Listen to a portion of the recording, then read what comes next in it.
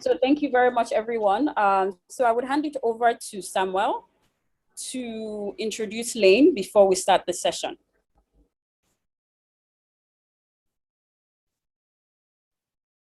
Okay, great, guys. Something we're trying to do, which is like stream the. So thank you very much, everyone. So I would hand it over to Sam. Okay, so yes, great to see everyone here. There is a live stream going on YouTube, so I'm just going to share that in the chat box, and someone can confirm if that is working. Just a minute. Yep. So right now, what that means is automatically the recordings would be available once the event is over. Right. So I can delve into introducing you guys to Lane. We see ourselves not just as a community, but as a virtual city where we leverage the power of community to open you up to the world of possible suitable MBA programs that can help you achieve our collective dream of creating a more politically and economically inclusive Africa. So our vision or our goal is built around the end goal of helping Africa move from where it is today to where it is tomorrow. Now, that might take us 10, 20, 40, 50 years. We don't care.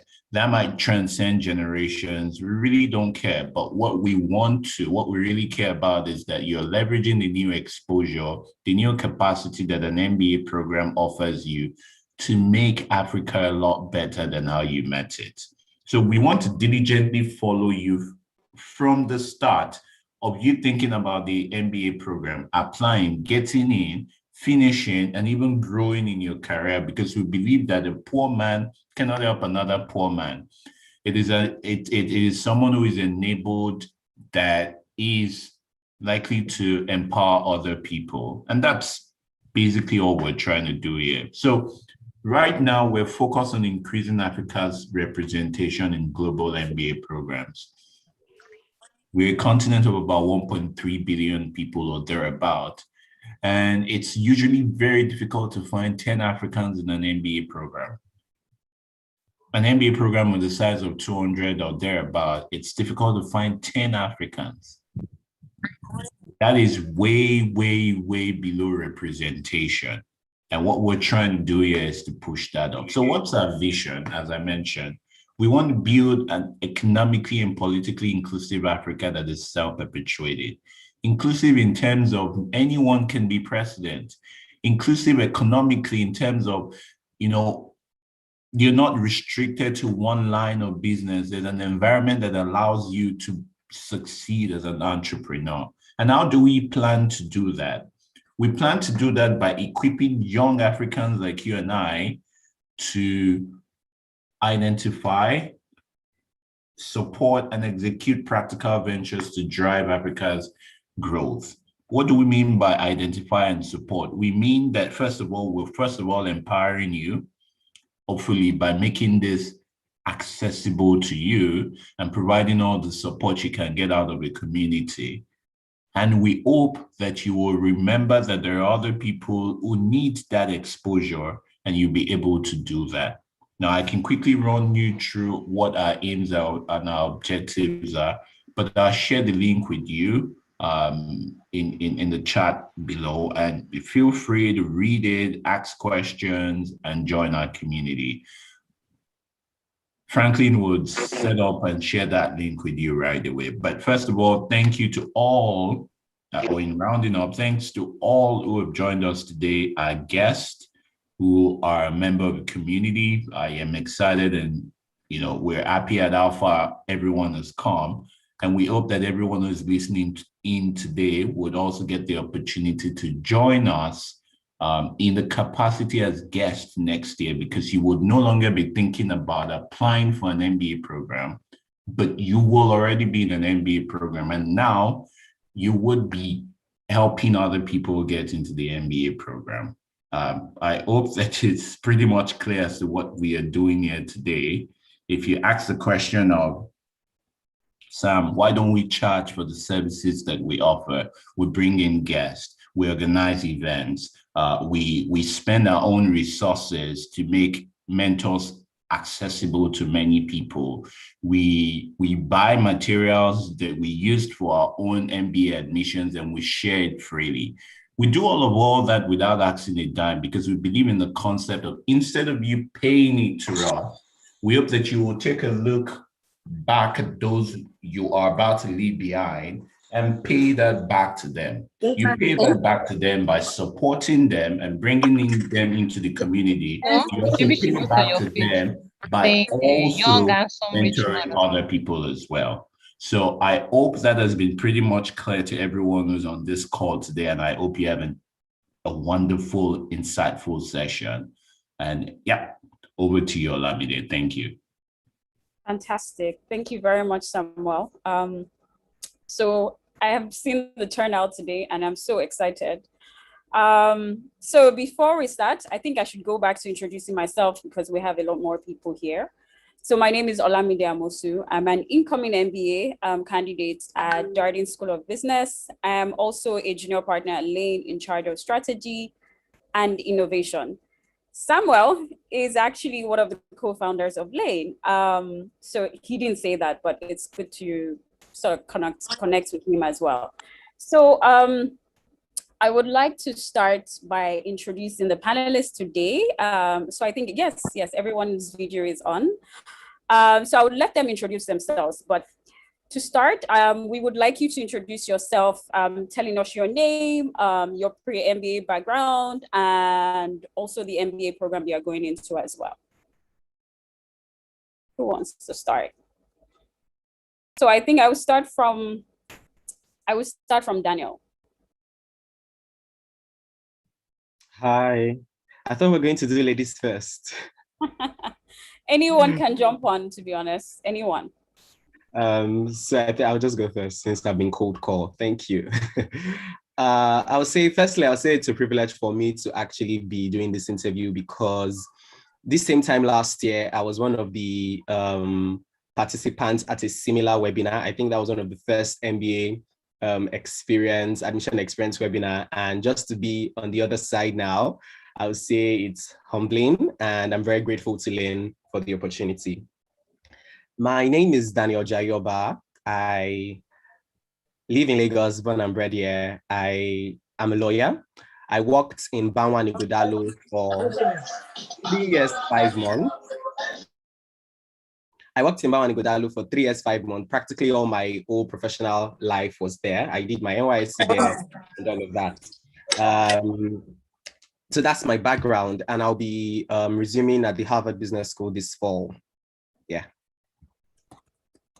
Thank you very much, Daniel. Ife, do you want to go next? Okay. Hi, everyone. Just checking everyone can hear me. Yes, we can. Thank God. I was out of power, but God be praised. You know, they didn't shame me. Yeah, but hi, everyone. Good evening, good morning, good afternoon. My name is Ife Lua Ugombofomi. Like Daniel, last year, I remember the session. It was Babatunde Oladoshu of Kellogg. We had a session with him last year, and I was like, maybe we can do this thing at some point in our life. You know, so it feels good to be here like about a year later, and I'm hoping to attend sessions of current attendees next year to hear your success stories.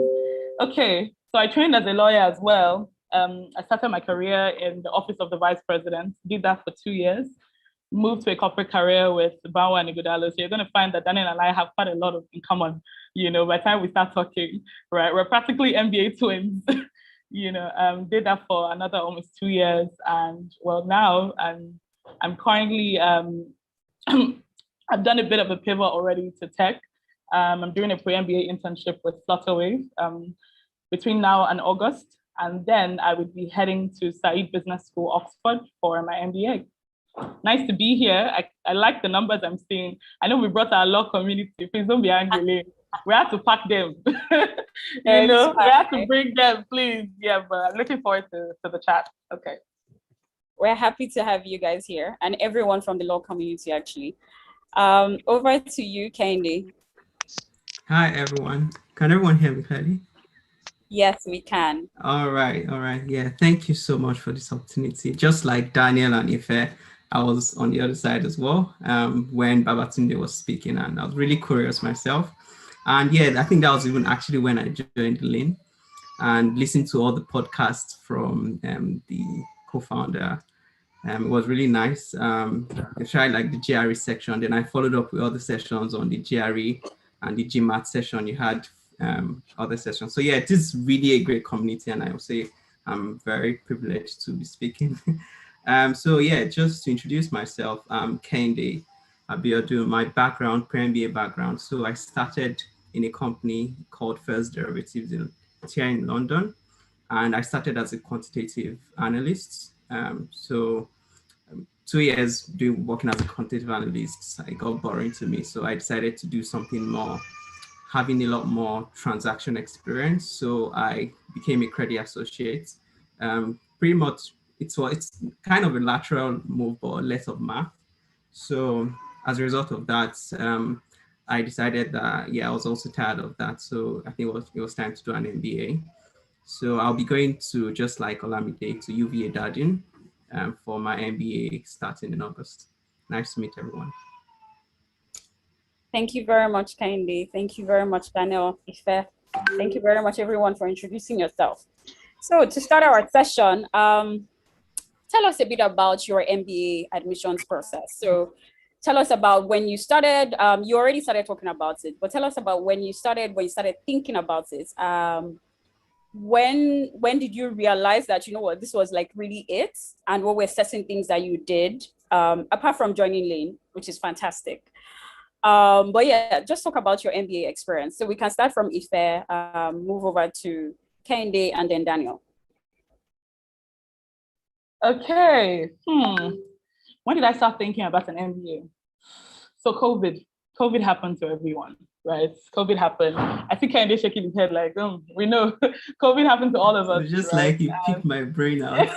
Yeah, no, like I'm not gonna lie, COVID happened. But what COVID did, I think from the beginning, I realized, so I would be going to work from Lekki to Ikoyi. Ideally, it shouldn't be a very long commute, right? Maybe 20 minutes, 30 minutes. But Lekki traffic, Lagos traffic, you would spend hours in the morning and then hours getting back home. But what I didn't realize was all those hours of spending in traffic, I wasn't doing a lot of thinking about what I wanted to do, right? But then COVID happened, and all of that commuting hours I was able to save because you're literally getting up in the morning and going and going straight to your what's it called? Going straight to start working on table, and then I had to start thinking of all the things that I had been doing over the years. I had worked as a lawyer. I had literally joined my company in August 2019, right? And then by March, I started thinking, this law that I'm doing safe, let me know, like, I'm not feeling it, honestly. I would just it just wasn't as exciting for me anymore. I was hoping it was going to be, but it just wasn't as exciting. And I said, I'm not going to lie to myself, And I remember something that a friend of mine had said. She said, if you look at the people in your company, and the people at the top, right? If you cannot see yourself doing what they're doing, so maybe you want to start thinking of something else. And I did that, and I realized I didn't want to be a partner. I didn't want to be a senior associate at my company. I didn't want to do that at any other company. So it meant, I had to start thinking of what I wanted to do. And so I started thinking through it, asking questions, talking to a lot of people. I'm Christian, so started praying as well, and then fast forward all of those together. I started the MBA process. I'm sure there'll be more questions about the journey itself and how we navigated it, but that's really how it began. A lot of speaking to people, a lot of asking questions, and getting clarity from God. Yeah. Thank you very much, Yeah. Ife. And did you want to jump on? Yeah, definitely. So my MBA experience, I always had doing an MBA for a very long time, straight out of uni. But I think what actually triggered it was like if I had mentioned COVID. I've always said I was going to do the GMAT, but I had other exams to do. I kept pushing it forward. But when COVID hit and they cancelled the CFA here in London, so I think I'll just switch studying and just prepare for my GRE. So I think for me, the GRE preparation was the biggest part in for me in the MBA preparation. And straight after then, when I started preparing, I started speaking to people as well, which I think is very important, just to actually know firsthand how each school is a great fit for me. So I had conversations with different people across the schools that were on my list.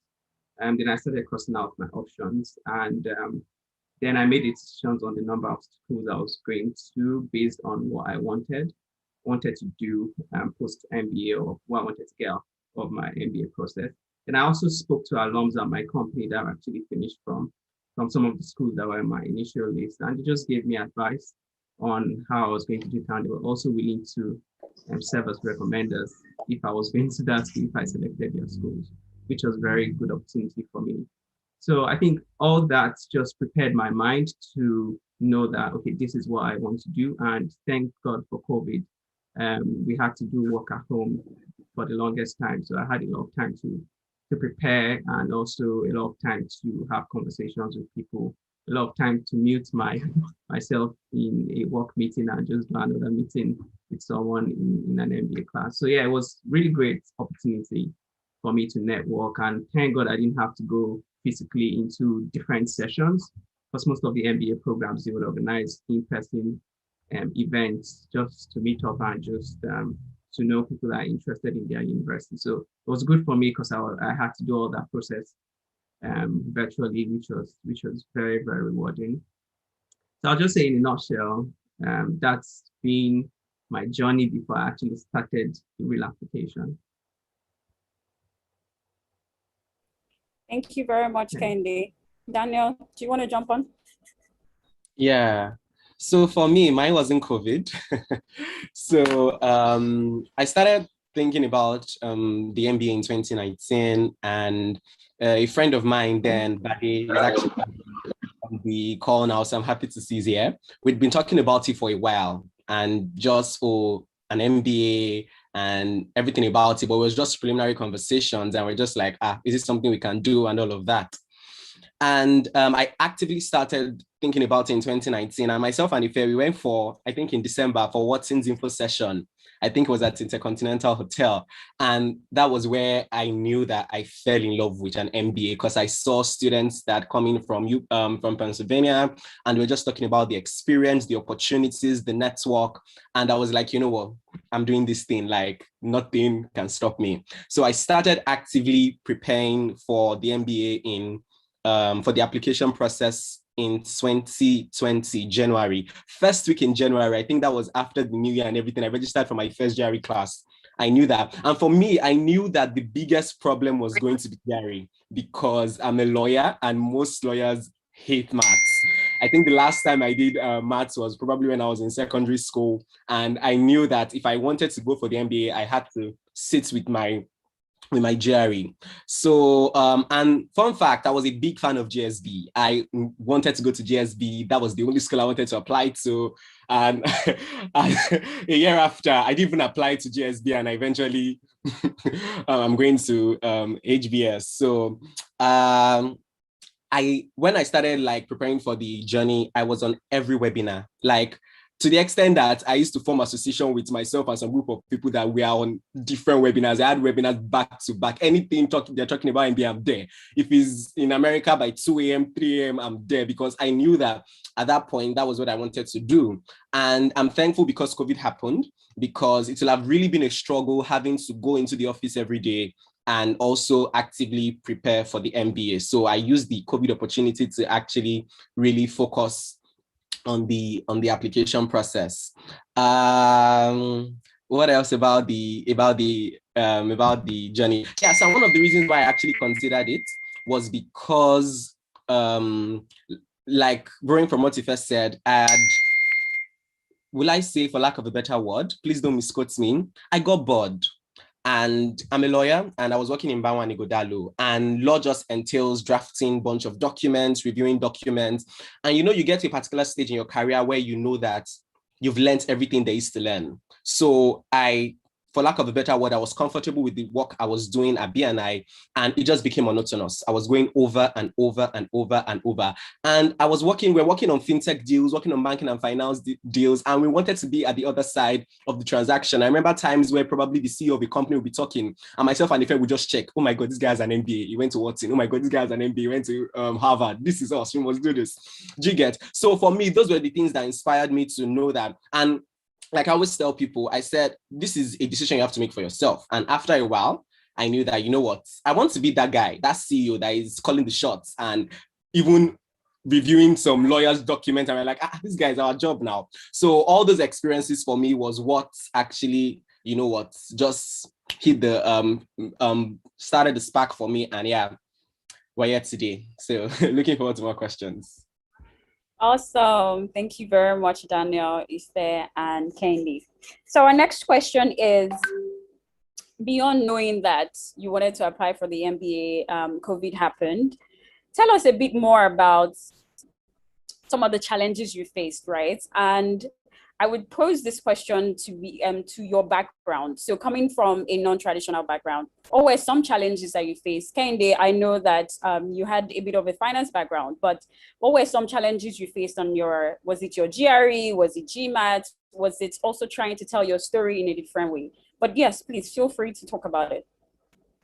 We can start from anyone, to be honest. Okay, ladies first, please.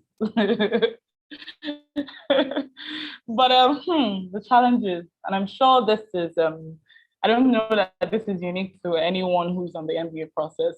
Those standardized tests are, are something, you know, and when you look at it, right, it's particularly because it's not really how we're taught in Nigeria. So maybe the math is how we were taught like in secondary school, you know, which you probably haven't seen if you were like me, who had worked as a lawyer, went to school for 5 years, went to law school. So that's 6 years of not seeing those things, right? Then you're working for another, 3-4 years. You haven't seen those things in a long time, right? The English, that's not the way they taught me in school. So I was like, what is this about, right? The exam was really the headache. And I would explain why it was the headache. When in April, May, I decided that, okay, I wanted to take this thing very seriously. We started looking for materials, and thankfully there are a bunch of GRE materials. You know, Daniel came and said, I found this class. So one guy called Amid, right? And you guys, please, this story is there. One guy called Amid that is doing GRE classes for free. You know, there's a Telegram group. After that, you join daily classes. COVID season, and we had a very intensive job, right? You take classes every day from 10 a.m. to 12:30, from Mondays to Thursdays. Then on Sundays as well. I said, okay, we'll try. Then we started. I would literally be on Amit's class in the morning on my laptop, and then would be on a work call on my phone at the same time. I don't even know what I was doing, but I was like, you know what? I must do this thing. It was a madness. I can't lie to you. I took the GRE twice. I took it in August, and you don't forget those dates. August 31st and December 2nd. You don't forget those dates because they're really important to the process. It was rigorous. A lot of times you're studying. There was no breathing. So someone just said, can I have meet contact? Please, I'm happy to share. You know, but there was no room to breathe. But I remember every time I spoke to friends of mine who had done the journey, they say, you know what, never forget that it's just for a time, it's for a period. And, you know, you want to stand at the end of that period and say that, yes, I did this. And, you know, for me, it was more about testing myself. It felt like when it was March and decisions would be coming out, do you want to say, oh my God, I should have put in a bit more effort. I wish I had. There's no, I wish I could have, shoulda, coulda, woulda. It's not going to fly. You know, it's really not. So I would say that process was really daunting. But thankfully we overcame. But it was one of the big headaches.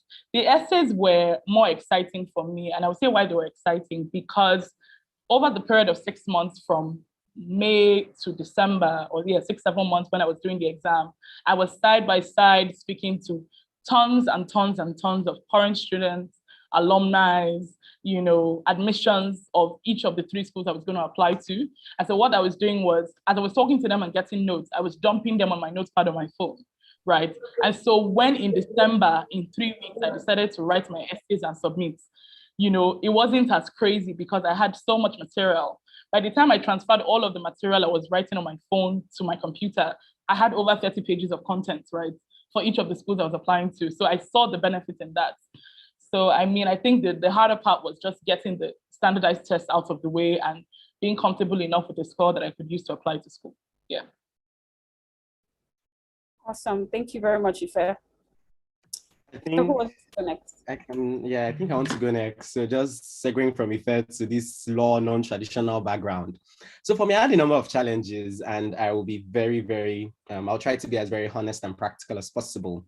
But the first major challenge, like Ife said, was GRE. So first of all, it was it was a no-brainer rather between GMAT and GRE. I knew that my maths was something else. So I knew that I couldn't even try doing the GMAT. So I went for the GRE. And preparing for the GRE was, was something. So I registered for my first class in January 2020.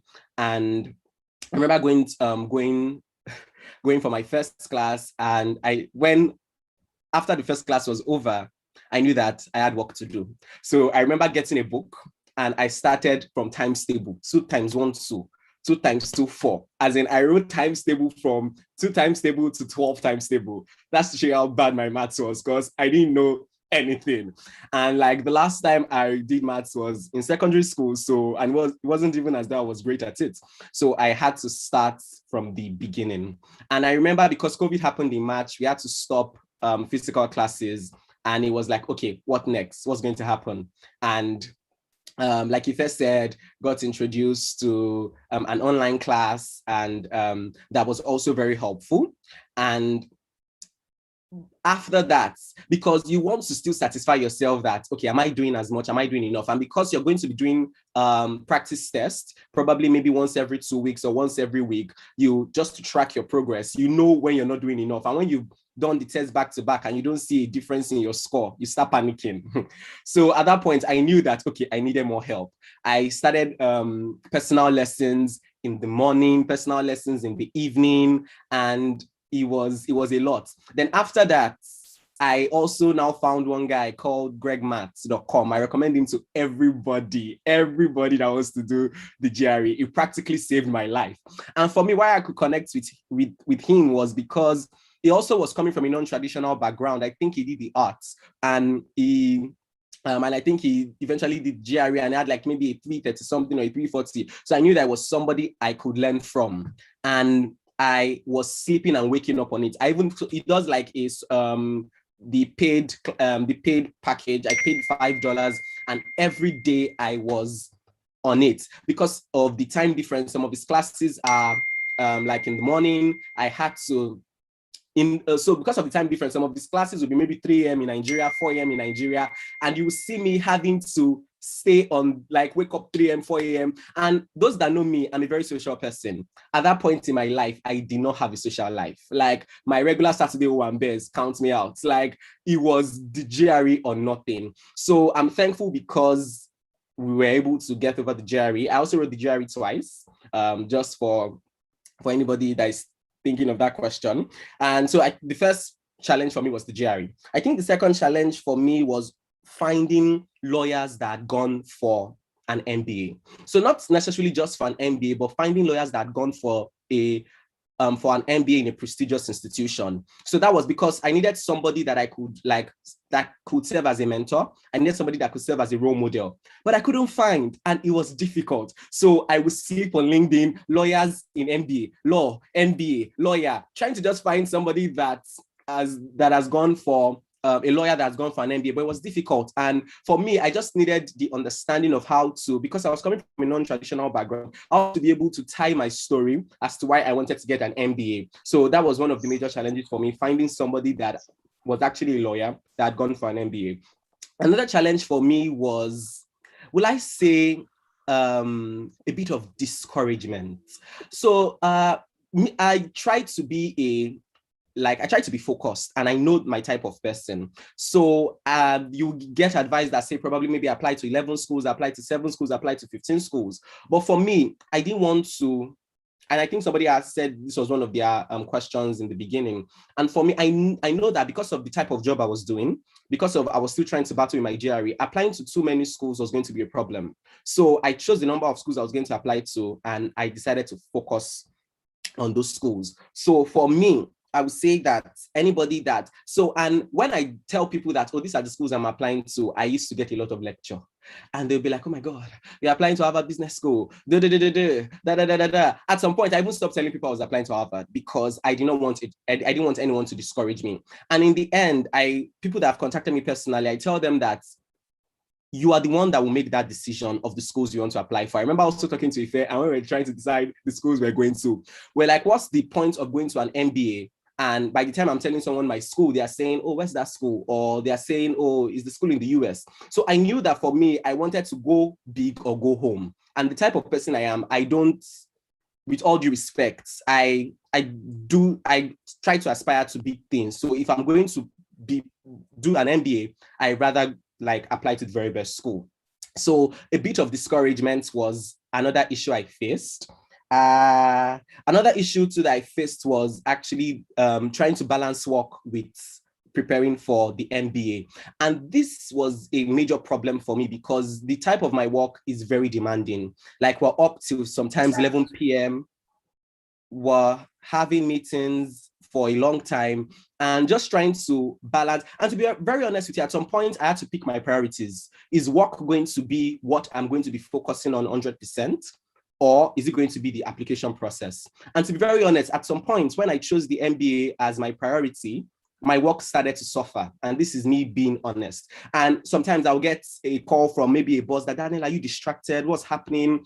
Probably I missed the deadline or so. But for me, I had prioritized MBA, and anything work was almost secondary at that point because I'm not the best in multitasking, and I knew that I had to focus on one thing, and the two things were dragging from my attention. So just having to balance work and balance the application was something I found very, very challenging. And unlike Ife that said she enjoyed the essay, I did not enjoy the essay. Because I had so many drafts. I think by the time I was submitting my HBS essay, I think that was at my 17th draft, and it wasn't fun at all. Christmas Day, I was drafting. New Year Day, I was drafting. And I was also preparing for a competition at that time, which was also demanding. So a lot of things were happening, and it was actually very, very challenging. But I'm actually grateful that we are where we are now. So yeah, those are the challenges I faced during my application.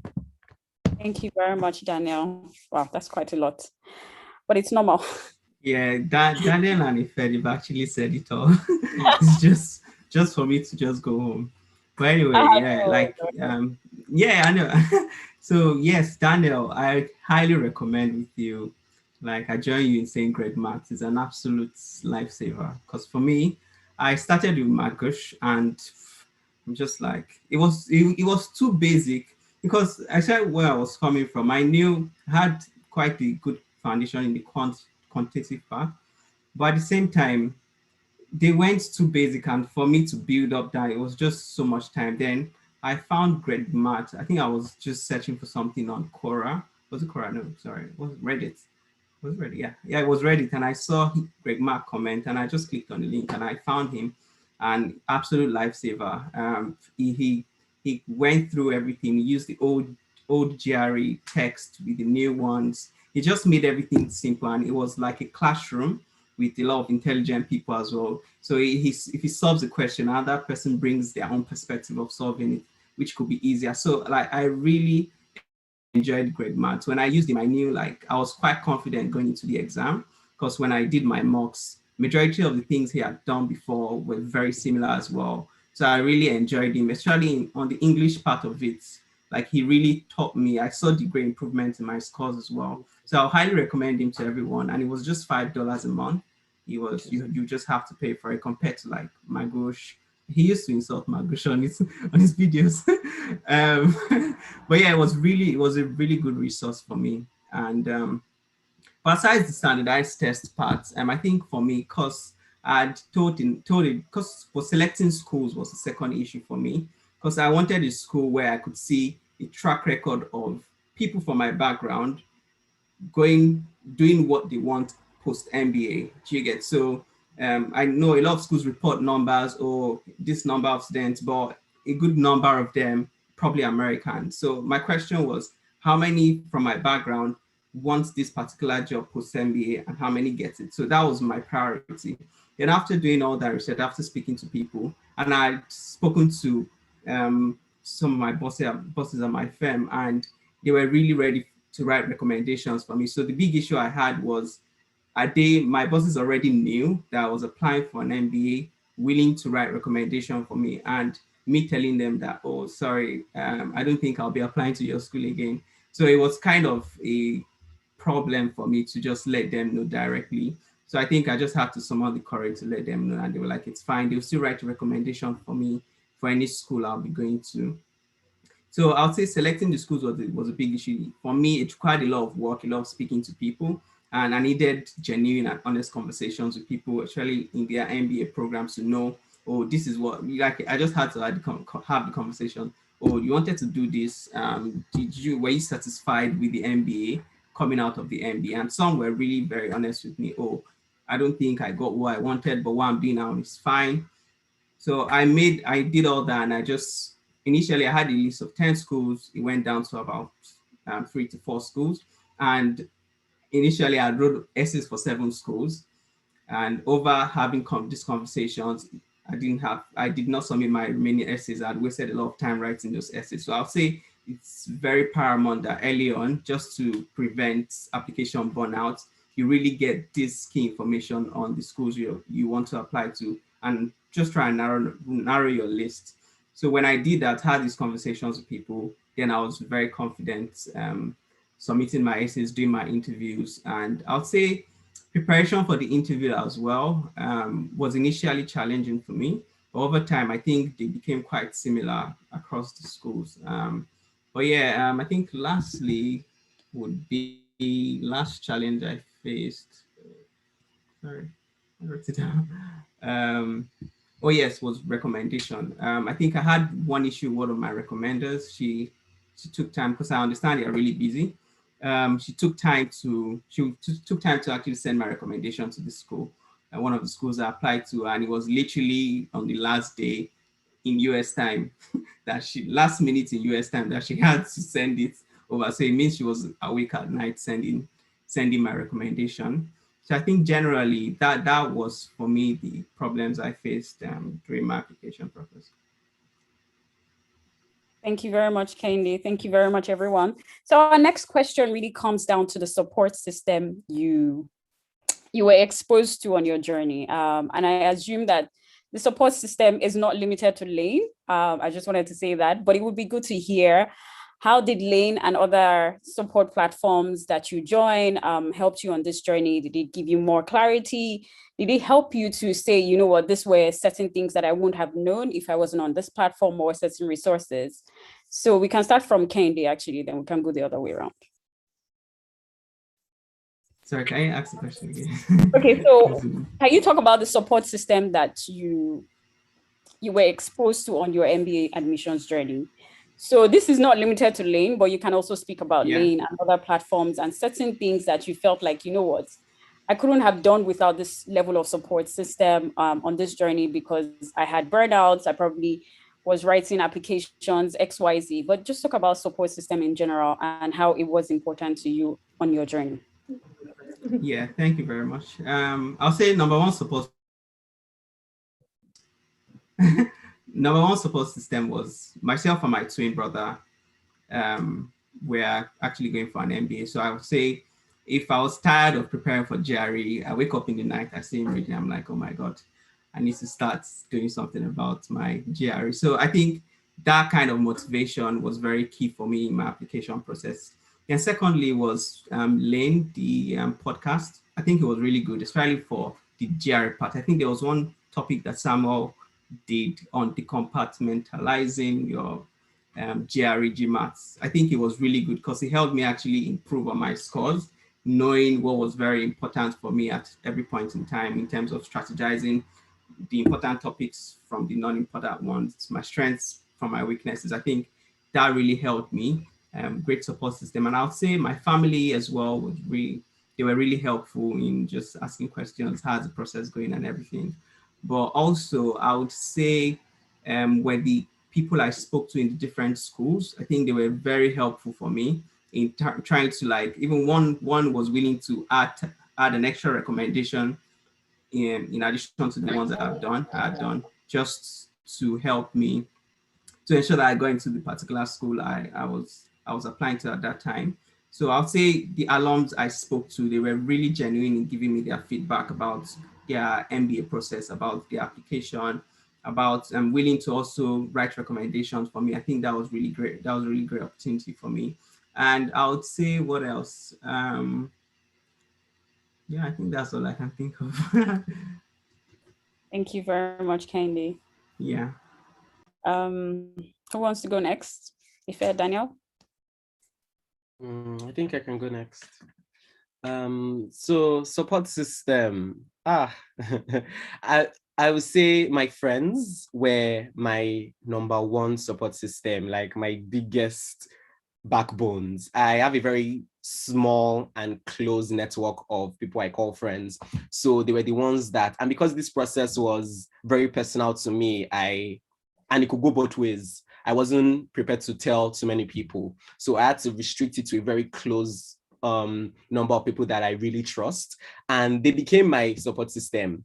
Ife that is on this call, there are times we will speak for over 2 hours just trying to encourage each other. You know what, you can do it. Think of the end. Think of when you're in business school, see yourself in campus. And for me, those are the things that kept me going, because there are times where I will be so discouraged. Probably I'm running out of work, probably a meeting, and we still have to do lesson in the evening. That's the GRE lesson. And I will be tired. I'll be fagged out. If I will call me, Daniel, we are doing this lesson. I'm like, I'm tired. She's like, oh, more, you must be there. So that support system. I also had a friend that used to wake me up every night by 2 a.m. She would call me and say, Daniel, it's time to study. If I don't wake up, she would disturb my phone, call me to ensure that I wake up. And for me, just having that support, there are times when I was also probably maybe drafting my essay or preparing for my interview, and I'm getting tired. I'll call another friend. I'll just cry to him, complain to him, and they just kept pushing me. So I'll say that's very important. Secondly, the lane community.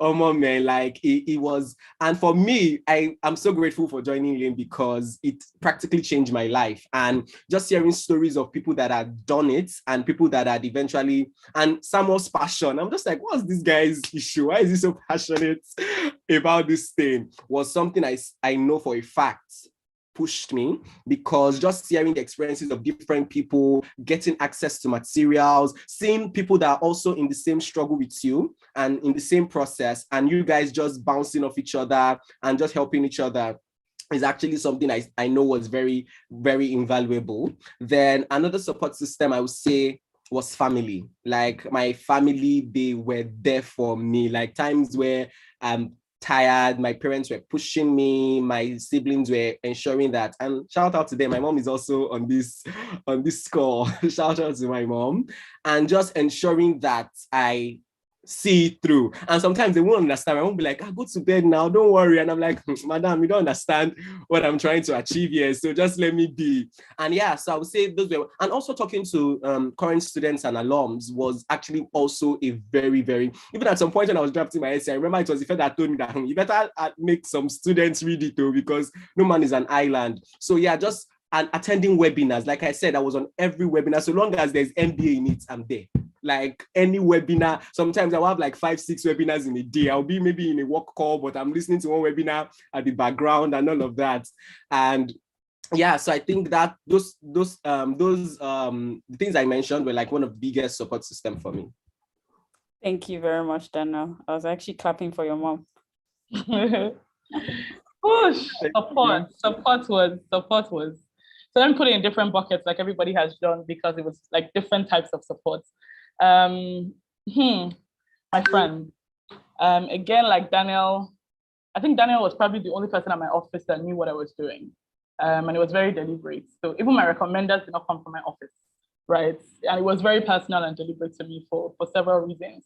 So my friends, gosh, Daniel, so that you guys could understand, The days Daniel and I don't talk, my mother will come. If you and Daniel do not have anything to say today, I say, Mom, I've already texted a WhatsApp. Don't worry. We've just spoken. So when you have that kind of friend that is just there, anytime, any day, we did this thing. We're like all the way to the end. We must rejoice over it. And so we were there for each other. And I'm so thankful to you, and happy that we're smiling today and we can even share this with people. So Daniel Major, Olishore, who is in England already, we're all GRE buddies. And I said, my whole family knows this. Yeah, our families know each other. They haven't even met, by the way. Yeah, Shore is in England, but Shore was our GRE buddy as well. My friends, my friends were, my very small group of friends. Lambs. Let me tell you about Lambs, so that you understand. I'll be writing essay till 2 a.m. No, and I'm sad. This is factual stuff. Till 2 a.m. My friend Okpe, who is going to LBS, at 6 a.m., I will have shared the document with them at 2 a.m., right? Google Doc. At 6 a.m., right? Okpe is already typing. I remember one day, it was a Sunday, Okpe was typing, and I said, I have to go to church. When I come back, I'll continue from here. So like 6 a.m., Lamb, 7 a.m., she said, hey, I've read it. Okay, that paragraph too. Let's try and, they were there. Lambs was on leave. She gave me her leave. Me, I took it. Because she said these schools we are going to apply and by January we're going to submit it, So when you have friends that you can call at any time of the day, it's helpful. Some of my friends in tech, Kendi is also here. Thank you for pushing me and telling me that if this law is not you, Jerry, focus on do this tech. So I'm very happy for that support. So that's my friends, my family, my mom. My mom prioritizes the education of her children. It's so important to her. And so when I told her I wanted to do this, it was no question. It was like, what do you need, right? She's also very big on her house being clean. So everybody has a chore in the house. I'm supposed to be sweeping, but I did not sweep when I was writing my MBA. They were just like with different things, chores, different things. When I came back from my first GRE and it didn't go well, they were looking at me. I feel like they were just waiting for me to cry. They would just hold me like, don't worry, we're here. That's the kind of support my family gives and they still give. I'm so thankful to them. They've been beyond amazing. The Lane community, gosh, let me tell you about the Lane community. The Lane community, before I joined Lane, and I was thinking of schools to apply to, I'd already looked for, okay, how much is the application fee? Let me just know what my account is saying so that I'll just start arranging it. And I came to Lane and somebody would say, I applied to 10 schools. I didn't pay one single application fee. And I'm like, is that what people are doing? Is that the way it's working? So just the tricks of the trade, you learn everything at Lane. Like, it's ridiculous. I'm going to Oxford and I didn't pay £150. I didn't pay it because I sat down, with lessons from Lane. I crafted one nice email. They said, immediately they replied, they said, take the waiver code. I said, correct. My Lane people, come and see what you're doing. So just those tricks of the trade, talk to current students, nobody can know more than current students. Talk to them. Like, those are the tricks, that you need and you honestly won't get from being by yourself. I was telling a friend of mine today, shout out to you, Funto, she's on as well. I told Funto, I said, there's no reason why you should do the MBA journey alone. It's too hard, right? To now say you by yourself, on top of the hardness, you want to do it alone. There's no reason. There's so many people that can support you and just make the process, make the process way, way easier for you. And when you have a community to help you do that, it's much better. So I say, family, friends, Lane community. This one is a very unusual one. My calendar, my Google calendar. Let me tell you about my Google calendar. Anything that is not on my calendar, that's it. So it will not be done. It will not be remembered. Case closed. Because I had a very intensive job. I had, Daniel said it was on sessions. Let me tell you how I attended sessions. To the point where I could recite what the schools were going to say. When you attended sessions that, because at the sessions, they're usually, they're the same thing. And then it's the Q&A because different people attend. But you see that their presentation for LBS, Imperial, Oxford, I knew it front to back because I was always on every session. But anything that I couldn't log in my calendar, I wouldn't remember. You're doing like 5, 6, 7 meetings in a day. So if not for Google Calendar, I don't know what I would have done. So I think, those are the highlights of things that were very helpful to me. Awesome. I just wanted to say something that Ife lived for Oxford, LBS, and Imperial. Like literally, she would join the same sessions over and over again. And yes, that's like legit. But it's awesome. Anyways, so Samuel,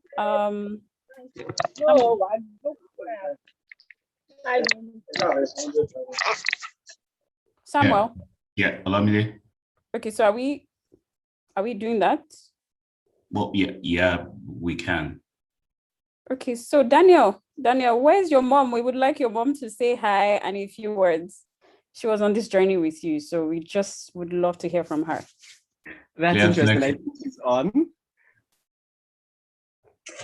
Hello, this is Daniel's mom. Good evening to all of you. Oh Good my evening, God. ma'am. Good evening, ma. I really want to wish all of you the best in these applications. And my prayer is that the good hand of God will be upon all of you all. May God bless you. Amen. Amen, ma. Thank you very much, ma. So awesome. Okay, so I know we've taken quite a lot of time, but you would allow us to just extend today's session. And I hope that everyone has already gained a lot of insight from the session. So the next question is around your tips and best practices. And I know that everyone has their hacks. Like, to be honest, there's no way you would have gone on this journey if you don't have your best practices. Like, there are certain things you tell people, you know what, don't do. There are certain things that really, really works. As much as one size doesn't fit all, but we want to hear some of your best practices for your entire journey. Like, maybe you can streamline it to like 3 things. And yes, we can go around. I think we can start from Ife now, then we can go the other way around. Okay. Tips. First thing is, I think, so let me put this in context. Before I decided to do an MBA, hey, MBA mentor, wahoo. Thanks, guys. Before I decided to do this, I had a friend who had done an MBA, who had applied for an MBA, and he's a lawyer as well. But it was hard. My God, he did the GRE 3 times. So that was the only experience I knew, that a lawyer prepping to do an MBA was hard. I said, you know what? I can't do this by myself. So I think that's one thing I have to say. Don't do it alone, please. Look at 100 of us here. Some of us have gotten into schools. There's a lane community with over 400 people. Do not do it by yourself. Like, there's no need. Somebody is giving you free help. You say no, you want to do it by yourself. There's no gain in deciding that, people have done it themselves and it's worked out, right? But there's an easier way or, a better way to do it. So don't do it yourself, right? Second is, and I guess also, with engaging on lane, talking to people, you need to break out of that shell of, I don't really want to speak to people. I'm not really, I'm shy. Hey, this MBA journey is brutal. You see my Indian friends, they talk to people. So my Nigerian friends, we must talk to people. And when I say talk to people, I mean talk to current students, talk to alums, talk to admissions. And I'm going to tell you why I think each of these things are important. I spoke to admissions at Oxford, and they told me, when I told her, oh, this was what I had for GRE, said, oh, okay, it's actually a very good score from someone from Africa, because we understand that there's some, standardized testing challenges and whatnot. And then she said to me, do you know that in Oxford, current students can give you additional recommendations? That thing is not on the website. It's not on the Oxford website. So you will not know. So if you want to apply to Oxford, I've told you, current students can give you additional recommendations. I got 5 additional recommendations for Oxford. Like, I'm sure as they were sending, they were like, who is this Nigerian girl? But I was not taking no for an answer. I was applying in round 3 in January to Oxford. So I needed all the extras, Okay. So that's admission. So there are little tips like that things that ordinarily aren't on the website or wherever, they would tell you, by the time you start to know them and start talking to them. Current students, I can't overstate that, whether you know them or you don't know them, it's not. I'm seeing people saying network. Is it my network? Can everyone hear me? Okay, okay. They say network with people. Sorry. Okay. Current students, and I find that on the journey, one thing that I see a lot of people do is Nigerians like to network with Nigerians. But if you're honest with yourself, how many Nigerians are in the school you want to go? Not enough. So if there are 50 Nigerians that want to apply to your school, that means 50 of you are talking to maybe 5 Nigerians in that school or 10 Africans in that school. I don't think it's the best approach. Talk to everyone and everybody that will listen to you, right? And I'll give you practical examples. I remember I dropped a message for someone on LinkedIn. He's from Brazil. He was at LBS. As I dropped him a message, he said, oh, fantastic, great to hear from you. Let's jump on a call now. Like, people are ready to help you now, right? So don't limit yourself, you know. I remember there was another guy who I found out was the head of the Africa Club at Oxford. I dropped him a message, oh, blah, blah, blah, blah, blah. I'm looking to apply to Oxford. This is who I am. This is what I've done. Would be great to have a chat with you. He replied, he sent me his number. I called, he did not pick up. One time he said, oh, I'm in Dubai, I can't pick up. Blah, blah, blah. And me, I move on. Me, I don't have time. See, there's this life, there are too many options. So I said, enjoy your trip now. What's my business? You know. But what I did was I said, oh, thank you so much. But here's my CV, my one-page CV. Just thought you can take a look. You know, we didn't speak. He didn't speak to me. But after I had submitted my Oxford application, he calls me like 2 days after and says, oh, hi, Ife, so sorry, I'm just getting back to you. Look through your CV. I think you're a fantastic candidate. What I'm going to do is right now, I'm doing your recommendation to Oxford. That's the only interaction I've had with him. And he did me that recommendation. He said, we have to make sure you get an MBA interview. Like someone I don't know from anywhere. He did not have to help me. Even when I got the admission, I told him, he did not reply. So he did the work of God and left, right? So those are some of the benefits of talking to current students. So yeah, I think those are some of my highlights. Let my people speak as well.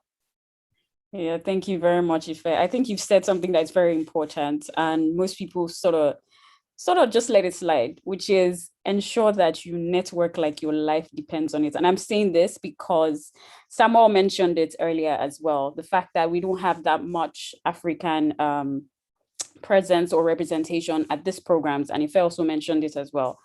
But what you also find out is that if you have the right story, if you have the right background, and you are confident about why you want an MBA, people are willing to help you. They're willing to just give you a chance, to be honest. It's up to you to blow it. But there are people out there, and it's not limited to Nigerians or Africans, because we see a lot of people saying, oh, I can't find an African or a Nigerian. Most times I can't find a Nigerian. That's why I'm not seeing people to speak. But there are people going to the school, because remember, your classmates are not going to be dominated by Black people or Nigerians, right? So I think it's also very important, because when you go into internships, prep, and so many things, like the real world, it's beyond us, because imagine we're leaving Africa and we're moving a different continent. So it's almost like you have to understand the way culture is and move along with that. But thank you very much, Ife.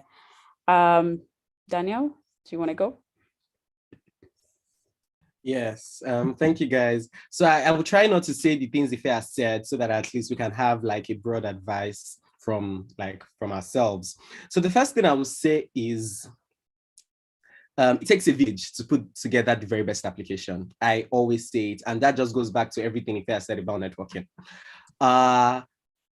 Let your convey, how will I put it now? Conveying your story is very important. And for me, that is when during the application process, I joke with my friends and I tell them now I'm a consultant, because I know how to go about this application thing back to back. But the problem I find is a lot of Nigerians have done extraordinary work, they've done good work, but they don't know how to convey it to the admissions officer. And that's a very big challenge. And I think it's something that speaking to current students and alum would help you fix, because the audience you're speaking to is a different audience. Like, you're speaking to the admissions committee and they are not Nigerians. So a typical way a Nigerian will express themselves is not the same way the admissions committee in Boston, for example, or in Oxford expresses themselves. So if you can speak to somebody in that particular school, they would help you in conveying your story to those particular guys. And for me, this is one of the biggest lessons I learned, because, so for example, when we talk about extracurricular, so Harvard, for example, asks about extracurricular and asks about your awards and achievements. And at some point, I thought I hadn't done enough, but they're not looking for a Malala, or they're not looking for somebody that has gone to the moon. As simple as volunteering in a church is an extracurricular activity. As simple as, there was an application I was going through of one of my HBS classmates, and his own extracurricular was taking care of his sick dad. That was an extracurricular. So it's not until you have worked 5 years in slum to school, or you have done, you have healed the sick and whatnot. That's not what. So as the experiences in Nigeria, and Nigerians do a lot of volunteer work. We do a lot of, we have a lot of awards and achievements we've won. So just having to package it in order to convey your story is very important. The second point I would say is, let your application have a strategy. And for me, if I look at I can look at an application now and know that this person is not ready or this person is not going to get into the school because your application is not watery. And I will use HBS as my example because that was like one of the major applications that stressed me. My HBS application was talking about fintech. So by the time they had gone through my application, it was easy to know that. So you have to be speaking in one voice. They don't want you to be saying, oh yeah, you're talking about fintech. Yeah, you're talking about consulting. Yeah, you're talking about investment banking. It just shows two things. One, you don't know what you're coming to do for an MBA, and this person is not maybe a coordinated or organized person. So let your application have a strategy. If you're going to be talking about investment banking, let everything you talk about in that application speak to it. If you're going to be talking about impact investing, let everything in your application, even down to the things you put in your CV, even down to your essay, your storytelling, let everything be speaking in one voice. So by the time the admissions committee reads through it, they can say, oh, this is Daniel, and Daniel wants to do fintech in Africa. This is Ife, and Ife wants to do tech in Africa, for example. So let your application have a story. And the third one I would say is know what your school wants. That's very important because it will help you in packaging your application. So for Harvard, they have 3 things they look out for. And it's 1, habit of leadership. 2, your analytical aptitude and appetite. And 3, engage community. Your application should be talking about those 3 things. If your application is not talking about those 3 things, you're not ready. So it's now you, and I was so granular to the extent that by the time I was sticking things, I was sticking it off the box. So I'll say, oh, as my application talked about habit of leadership, tick. As my application talked about analytical aptitude and appetite, tick. And even this one was a bit of an issue because as a lawyer, I didn't really do a lot of analytical type of work, but I had to ensure that my recommenders were in a way speaking to it. So that's another thing. You also have to be very strategic in your recommendation. So for me, I know some people practically use like 2 of their bosses, but I didn't want to do that. And because of this third point, so the third thing I look for is engage community. So your engagement with the community. So what I decided to do was my second recommender was going to be somebody that had overseen my NGO and volunteer work, so that recommender will be speaking from the engaged community part. So it's still going back to, so by the time you know what your school wants, you can tick the box and say, so by the time you're submitting, you say, okay, I've addressed this point, I've addressed engaged community, I've addressed my analytical aptitude, and I've addressed my habit of leadership. So knowing what your school wants would help you put together a perfect application. Sorry for being too passionate. Oh, thank you very much, Daniel. I think you said everything very well. One important thing that I picked out was understanding your profile as a person and how you present yourself, because people underestimate this in a sense that we do different things, right? And even in your 9 to 5, to be honest, like you can do multiple things, to be honest, but you want to position yourself as this type of person who is unique. Remember, they have a lot of consultants. To be honest, if you think your profile is very unique and there are so many people like you around the world, in fact, that are applying, but what makes you stand out, right? Why is Daniel, or why is Olamide, or why is Ife or Kende this type of person based on what they've done? Because they can link it. And there are no, like, we always say this, right? Make sure that your application doesn't have any holes in terms of anyone reading it. And it can be your friend. Like somebody can pick up your profile and say, you know what, okay, why is this? You shouldn't have that, because the admissions team will not be there to ask you questions. It is based on what they see, right? They don't want to be able to see that, you know what, your short-term goals is sort of different from your long-term goals, right? There's no way you can link it. And this is something that I see a lot during our late mentorship, right? So we see a lot of those type of gaps. And then people are also not trying to link their background to what it is that they want to do in the future, because people always say that even when you are not saying I want to be a consultant, think about the MBA application this way, right? You are saying you're on a journey to solve a certain problem. What is that problem, and how would your MBA help you? So where did you come from, and how are you going to get there? So, but it's just very important to understand your profile and how you want to present yourself. You're not just Ife from Lagos, right? You're not just Samuel from Lagos. You are a lot more than that, and just know how to really, really sell that. Samuel from Ibadan, not Lagos. Sorry. Now Samuel of Canada, by the way. Hey. Over to you, God, Kate. well, Yeah, thanks. Thank you. Yeah, so I would say number one thing is don't get discouraged. And I'll say that because it's actually a stressful process. There are some people that will just have one school, apply to the school, get it, and you're done. But I would say if it's always good to hedge your risk. Do you get? So I'll say pick a number of schools and have the list of schools you want to go to. Then speak to people. One very key thing: know what you want to do. Okay, you don't have to know, but have an idea of what you want to do after, and just speak to people.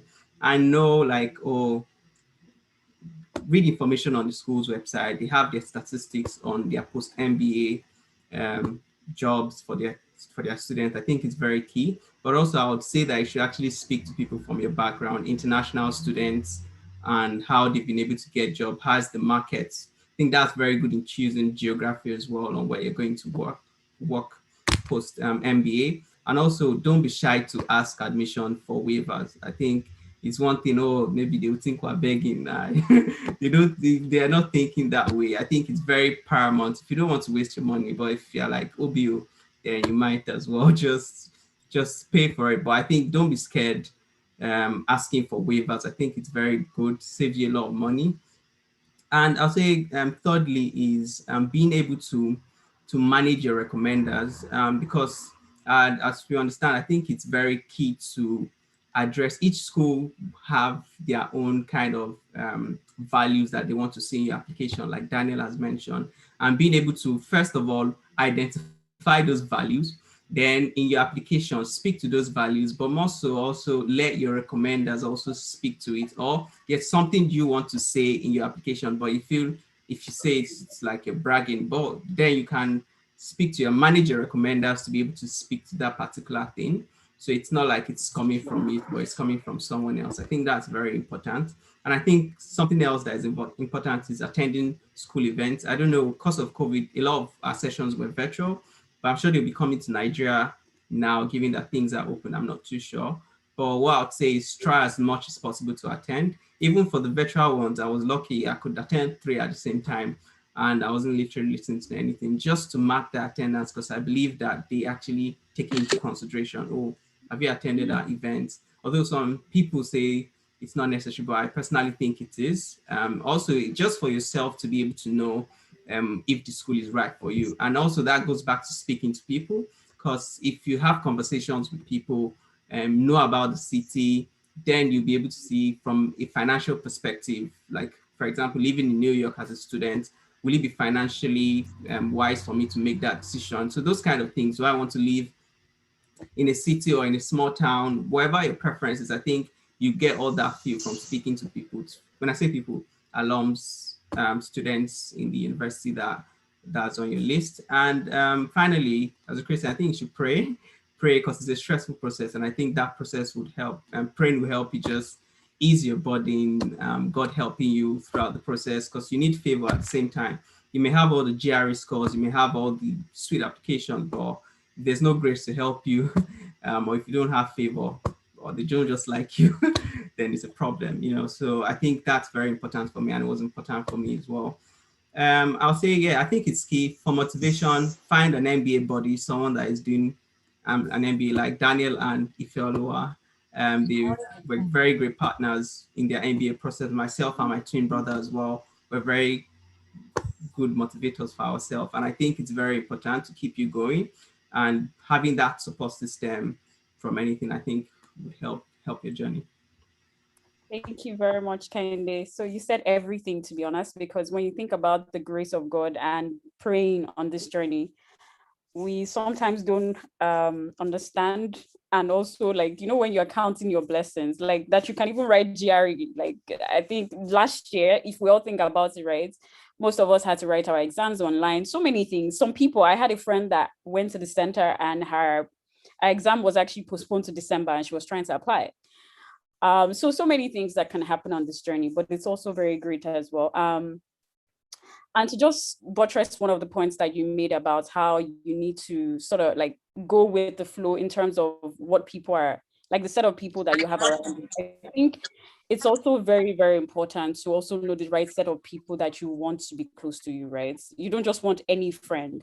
Somebody that is going on this journey or a similar journey, or somebody that has gone on this journey is also very like somebody that you should bring closer to you. Yes, you will always get a lot of pushbacks from people that, oh, you know what, it might be impossible, it might be this, it might be that.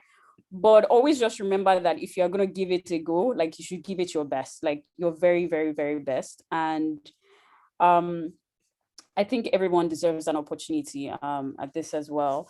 So our last question is around funding. So we get this question a lot where people are asking in terms of funding, how did you think about it? How were you going to fund your MBA? Samuel's thoughts are different, but I will just say this before everybody jumps on. So what we advocate for in Lane is to go and ask for money. Get the money, back the money, like everything about the money, right? But the funding is one of the biggest hurdles people have on this MBA journey. And we sort of know that funding should not be a reason for you not to go for your MBA. And there are different reasons why. So we would just like to hear from you guys. So anyone can jump on. Yeah, can I go first? Yes. Okay. I'll say like one thing I always tell my friends is money. Although I think money should be the last thing you should think of. It shouldn't be what will prevent you from even taking the GRE itself. People say, "Oh, GRE is too expensive." That you don't even touch about the MBA cost. But I think leave all that, do what you have to do, then think about the money when everything is done. Don't try and cut yourself short before you actually take an action, because you don't know if you even do the thing and they'll give you full ride. Do you get? So don't say, an MBA is too expensive, I can't even apply. Let me go and do something else. Do you get? Or I would take one online course. I think it's very important to take that action. Then once you've gotten your this thing, then think about money, not thinking about money first, and that will even stop you from doing anything at all. And 10 years go by, God forbid, and you've not done achieve what you want to do. So I think money should be the last thing on your mind. But as well, it's important, but it shouldn't prevent you from taking that step, because you might be able to do it, write the GRE, get a great score, and you get full funding from different universities. So I'll say you should think about money at the latter end of your application process than starting with it. And yeah, from a funny perspective, like I said before, don't be scared to ask for money. One thing I know Olamide is very good at is playing schools against themselves. So if you get funding from a particular school and you want to go to this particular school and you need more money from them, you just tell them, hey, fam, I got money from this school. They can increase it. You can play them. Hey, this school has given me money, more money. So just play them, and you should be able to get good funding. I think Olamide is someone that could speak to that a lot more.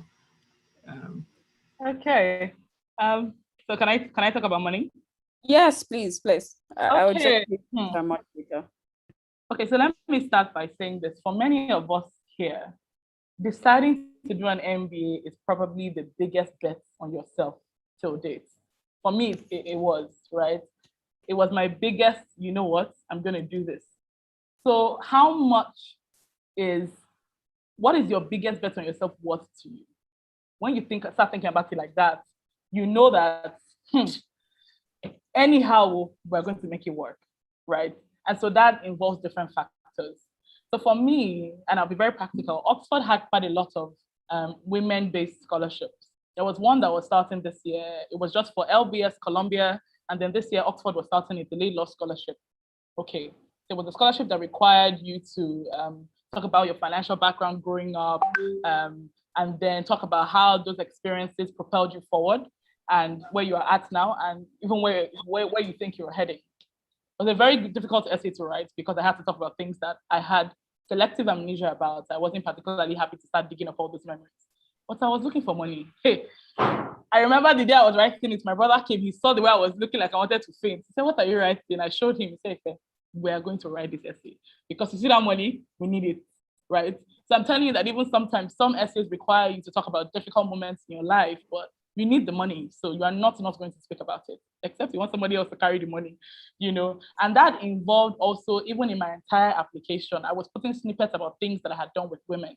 This application, this scholarship application was a different one. But because I knew I was targeting any money they had for women, different parts of my essays just spoke to women. The optional essay was what I had done with women. My CV had some extracurriculars I had done with women, just tiny things, so that by the time they are reading it, this one is a woman, and she wants to help more women, so you're playing on their psyche, right? So that at least they're seeing the connection, and it's really all about connecting the dots, right? So thankfully I got the Laidlaw scholarship. It's a full scholarship. So they have a 50% scholarship and 100% scholarship. And let me tell, see all the hype. Let me tell you how exciting it is. It's the first time that Oxford is giving the scholarship, right, to women. They give 8 women, 4 women get 50%, 4 women get 100%. 3 out of the 4 women who have gotten 100% are Nigerians. And for me, that just says a lot, that we don't have time for nonsense. Like, if there's money, we are coming for it, and we will collect it with our blood. And which is why I say again, it may not be easy to talk about certain things, but if they've asked for it, you must do it. I was telling my friend again, Funta, today, that this same scholarship, because they also like to see diversity, there's this chick at LBS who had the scholarship full funding. This girl, she's from Ivory Coast. She's a woman, she's Black, she's part of the LGBTQ community. She was a former refugee. So she fits their profile. They just grab that and take all our money, So certain things about your life also may be helpful for you to speak about, to get certain kinds of funding, available. So I'll say yes, if there are certain kinds of scholarships that you're targeting. I have friends who applied to Oxford and they made it clear in the application that they had a business back in Nigeria, they had families, so they were coming back, and they got full funding for opportunities that required them to come back right after their program. So, and they're happy because that's exactly what they wanted. So you have to, research your scholarships as well, know what they're looking for, so that your application is also reflecting, those things. And like people have said, if school gives you a certain amount of money, trust me, there's more that they can give, and if there is, you must go back and get it, I think one part also that Nigerians, I was still talking to my friend about this today, are averse to is loans.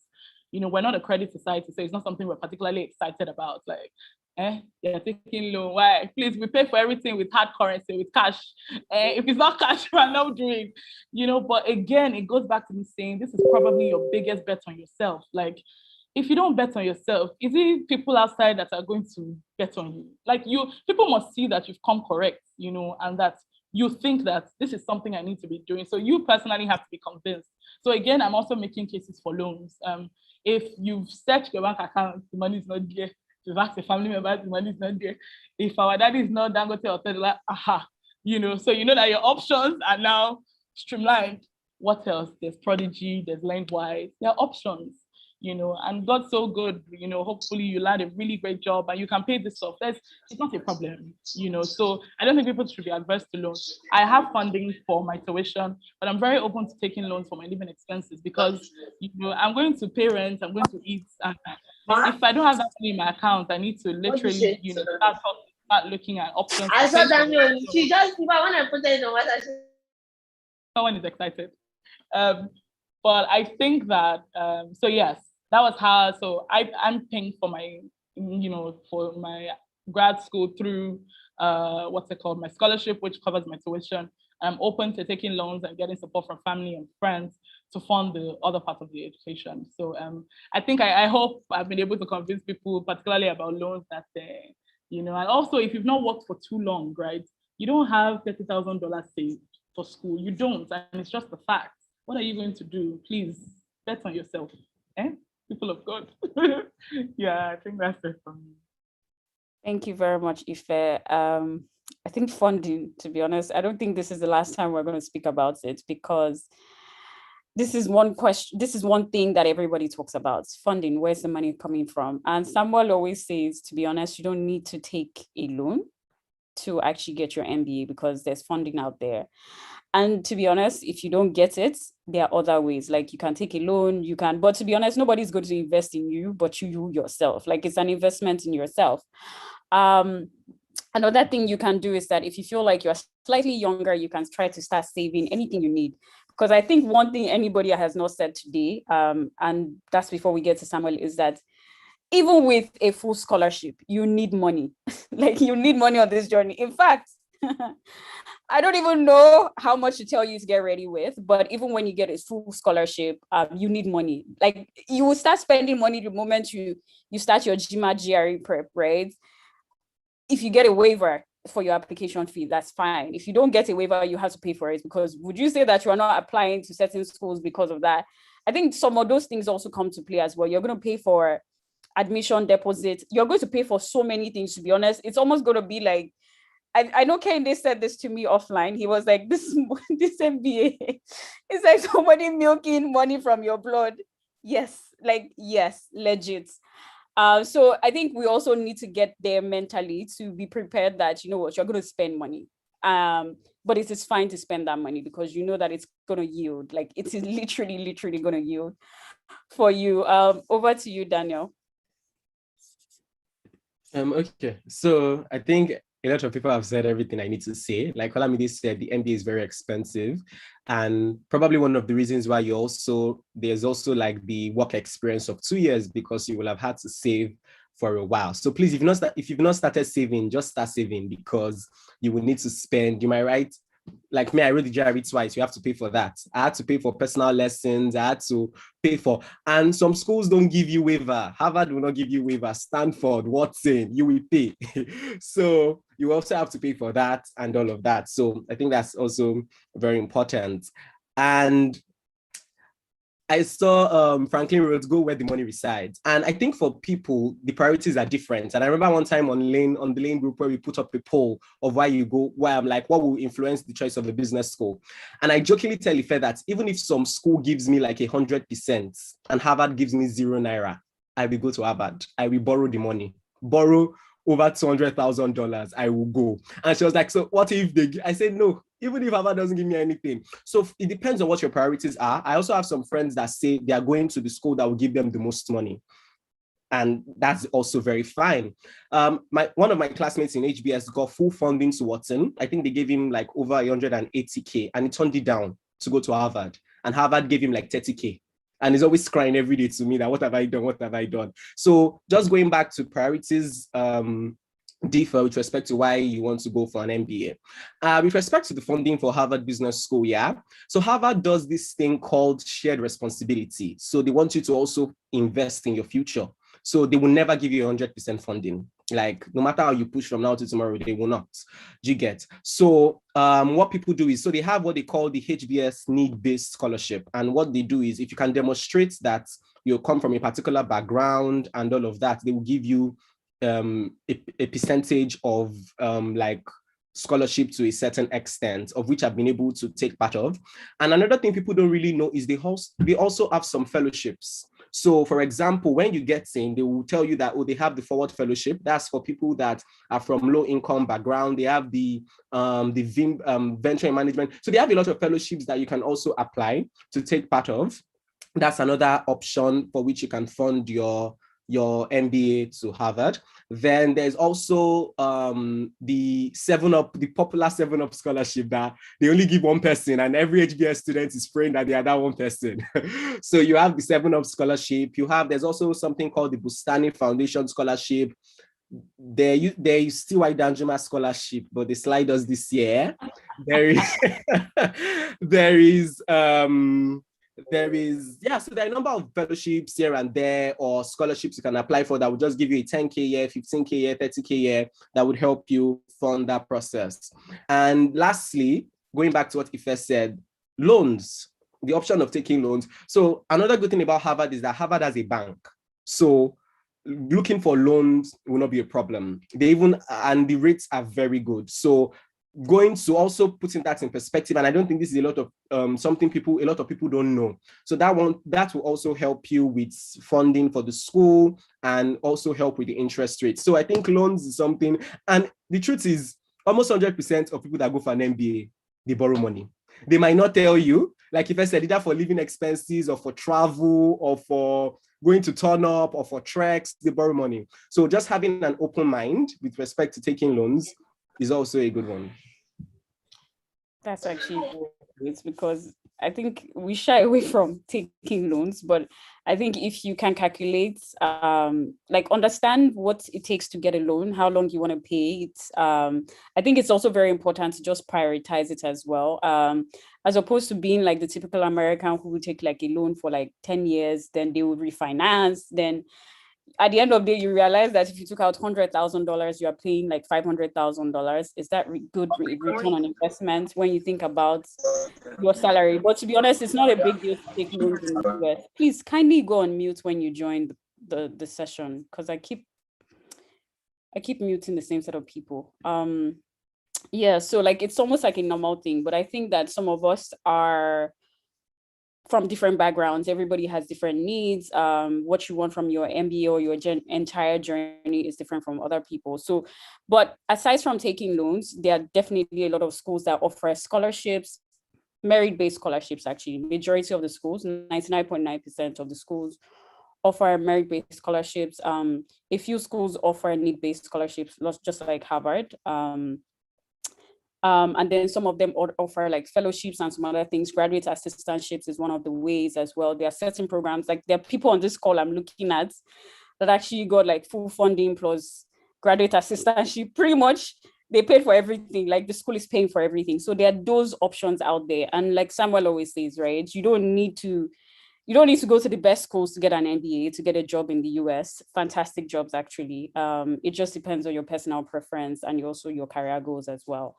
Thank you very much, everyone, for joining. I know we've kept everyone, but the session has been packed with so much information and excitement. So we're moving to the Q&A session. So I'm going to like unmute one person to ask questions, just one question, because we're trying to go around. So I think the first person that sent in their questions was Clark Azubi K. If I can find Clark, please kindly. Is he still there? Yeah, I'm here. Yeah, hi. Please kindly ask one question, please. So I can just go around. Okay, that's fine. Thank you very much to the panelists. This has been a very insightful session. I just want to ask a little bit of a personal question, right? What to each and every one of you, what do you think an MBA would do for you in your career? I just want to have an insight into what you think the MBA will do for you going forward. Thank you.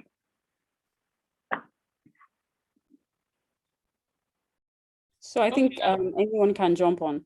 I'm happy to take that very quickly. I remember when I was doing my interviews, prepping for my interviews, one of the people I spoke to, he asked me, do you think an MBA is the only way to do what you're trying to do? And my response was, it's not the only way, but to be honest, any other way would just be extremely difficult. So I'm a lawyer, right? I'm trying to pivot to a career in tech. Big tech, like Google, Amazon, big tech. You know, it's just, Alam's laughing at me. God willing, no, you know, it would just be extremely difficult to go any other route. And I will give you a practical example.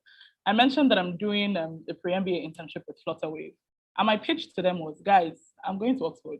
Hello, I'm going to Oxford, you know, and I want to come and work with you guys for 3 months because I'm looking to pivot to a career in tech. Please tell me that, you know, there's an opportunity here.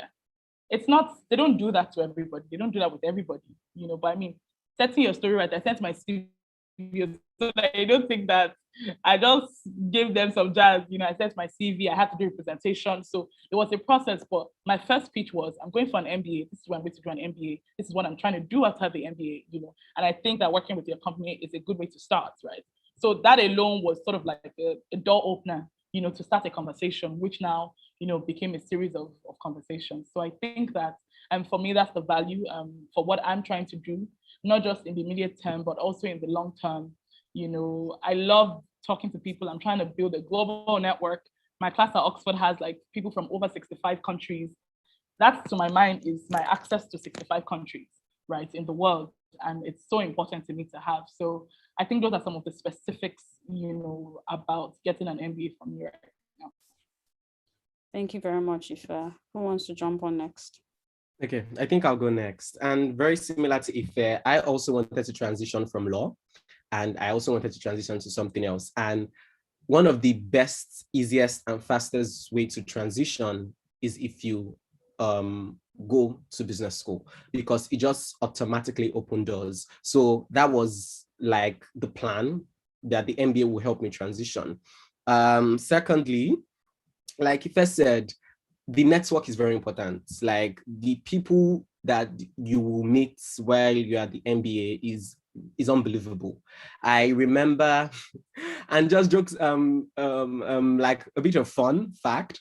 I remember when I got my admission and I was looking for pre-MBA internships, and I was I was reaching out from my Harvard email to CEOs of companies, and I was getting response in seconds. Like, and at the end, I had to turn down all the internship opportunities I got because of personal reasons. So an MBA just gives you access to people that you may never have had access to, particularly if they maybe are alums of the school or they know about the school and all of that. And also the caliber of your classmates, the network. Like there's some people in my class, I ask myself, how is this person in my class? So for example, the vice president of Barclays Bank, UK, is a classmate. And I'm like, wow.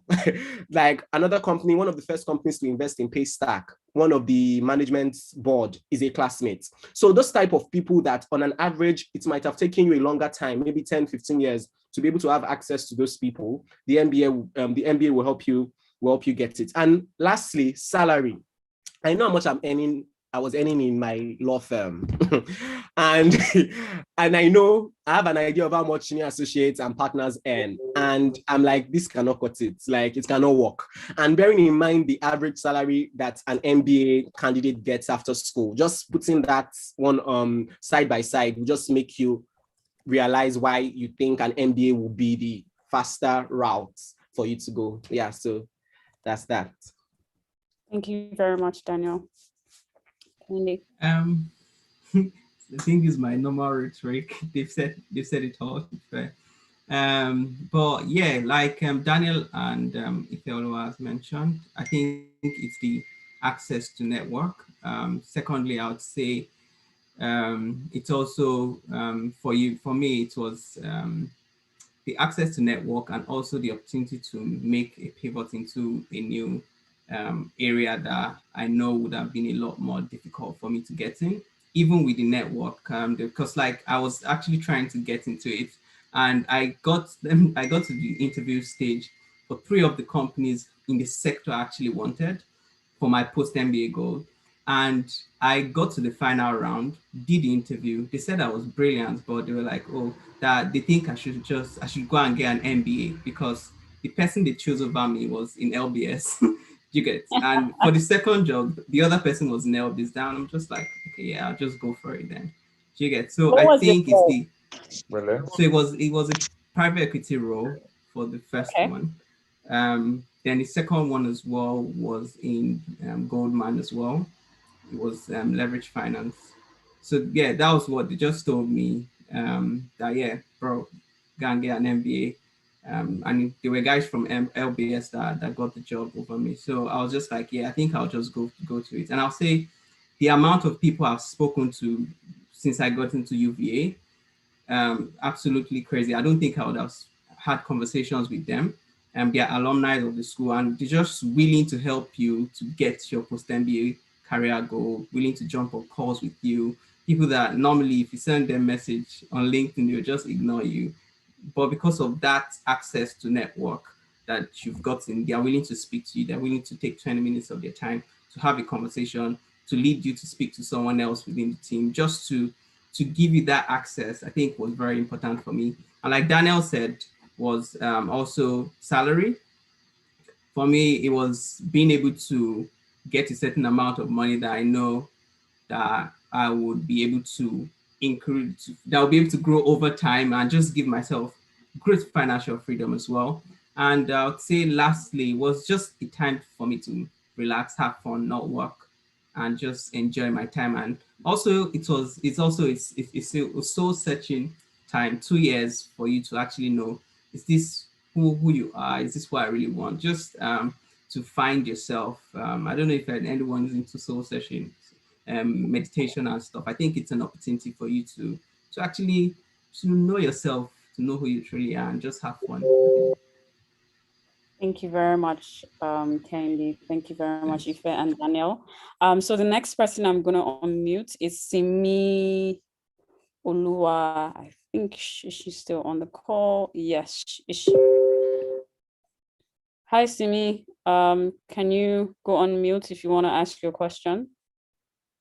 Hi, yes, I do. I wanted to ask for younger applicants with like 1 or 2 years work experience. Do you have any advice? Okay, so who is this question for? Is it for everyone? Yes, anyone. Yeah. Okay, awesome. So who wants to jump on that? I mean, so for a school like Oxford, right, they require, I believe it's a minimum of 2 years. I could check, but I think it's 2 years, right? And in the end, you know, it's all about how you sell yourself, you know. It's for me, it's even a plus, you know, if within 2 years you can get into an MBA program, like that's a plus on your side, you know. So it's how well you're able to sell, you know, yourself to the schools, put your application together, you know, show that you have the work experience that you have counts for something, you know, but it just always has to make sense to them. So if you meet the minimum requirement, which I think for a lot of schools is 2 years or 3 years, please, I'm all for shooting your shot, you know. And if for some reason it doesn't work out the first time, you've learned how not to do it. And so when you're applying again, you know some of the things, you know, that you should improve and whatnot. But I don't think that the years of experience should necessarily limit you. I think it's worth a shot, as long as you know that it's within what the schools have asked you for. But just get ready to do the work, you know, and to be able to put your best foot forward in the applications. Yeah. Thank you. Daniel, do you want to jump on? I think I said it all. Okay, so I just want to add to that. I feel 2 years is actually great, but I feel like I always recommend, and I think a lot of us would recommend that for you to consider an MBA.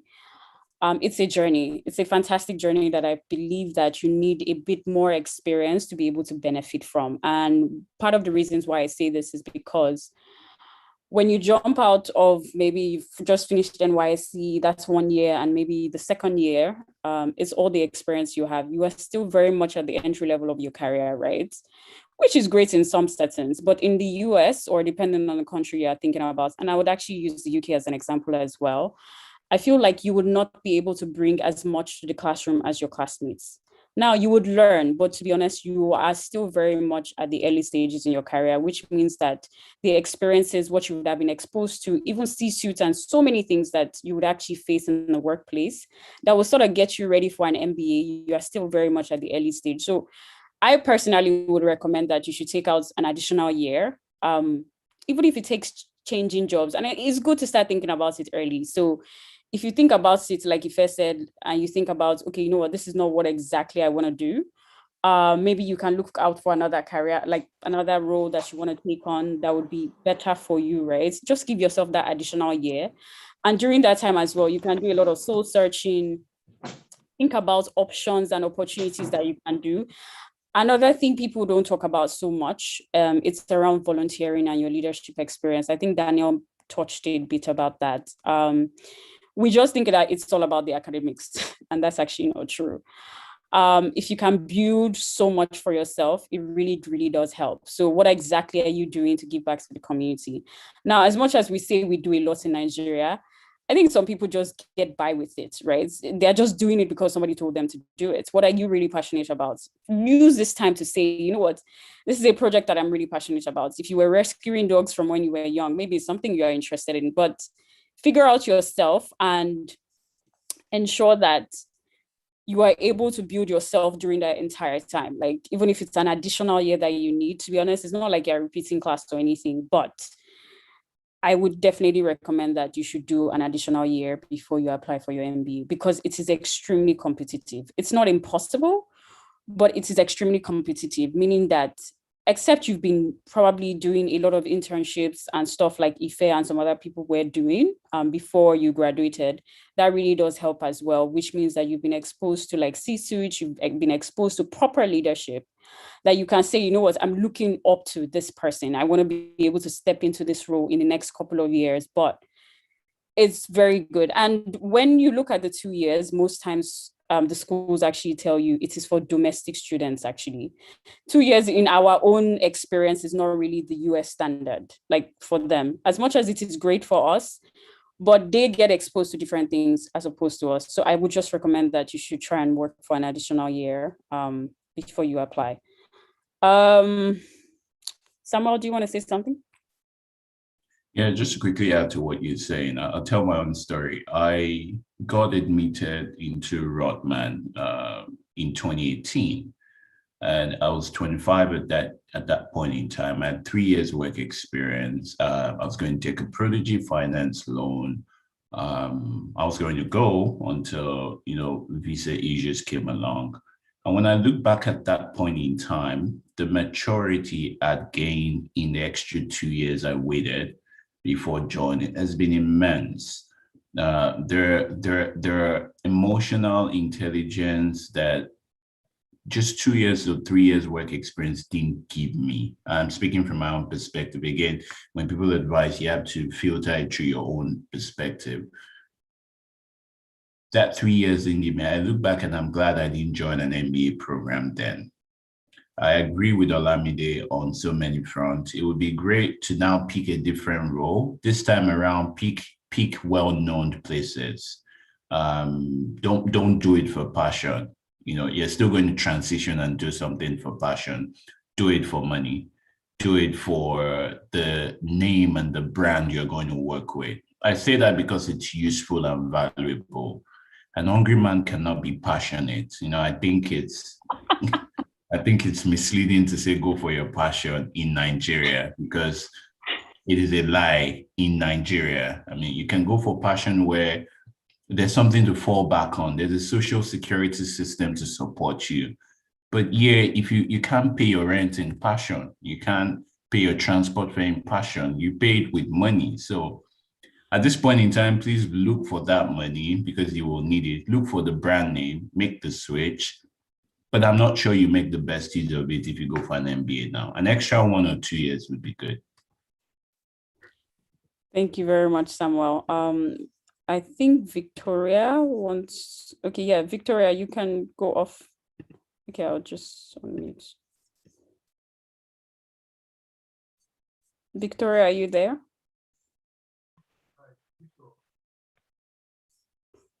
I think we lost her. Okay, so is there anyone else that, sorry, is it Victoria or Victor? Sorry.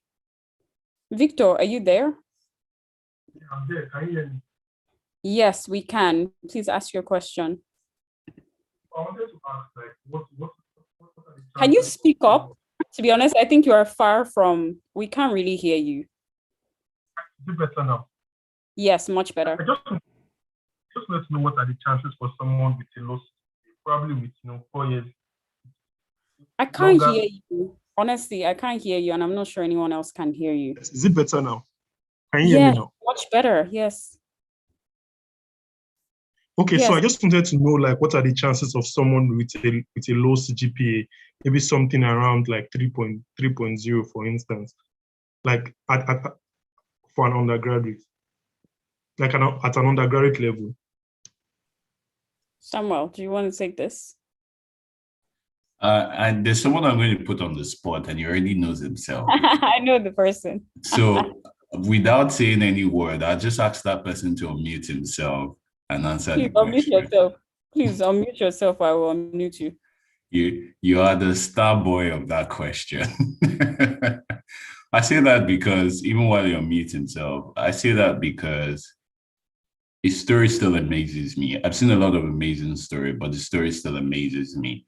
There are people who are smart who, for some reason, were not able to do well in their undergrad. It has nothing to do with your level of intelligence, and you being able to differentiate and separate that your CGPA is not a conclusion of your intelligence. is pretty much critical. So Franklin, if you're there, please unmute yourself and answer this question. I'm not sure he's there actually. Okay. Okay, so Daniel should take it. Daniel can actually give a very good perspective on this one.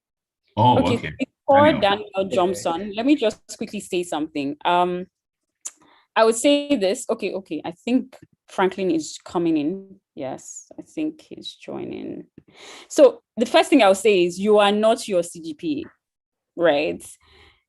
Again, I would say this. I don't know how many years experience. I don't know when you graduated, but as long as you graduated like 5-6 years ago, right? To be honest, you are not, except you probably have like, maybe you graduated like last year, 2 years ago, yeah. But you are not your CGPA. And the reasons why is because you need to be able to tell yourself that as long as you've achieved things outside the academic world, right? That by volunteering. And Franklin, to be honest, is actually the best person to speak about this. So let me give it to him. Franklin, so we want to hear your take. The question is, somebody with a 3.0 CGPA, what are their chances of getting into an MBA, and what do you think they need to do?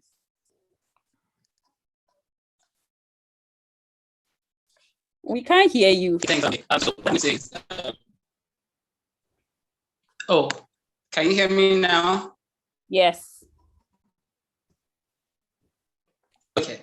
All right. So what I'm going to say is, if you have sorry, Franklin. One of the things you focus on. Franklin, you can put off your video so to help your bandwidth. Okay. Is it better now? Better, much better. Franklin. Okay. So here's the thing. Can you hear me? Yes. Olamide, can you still hear me? Yes.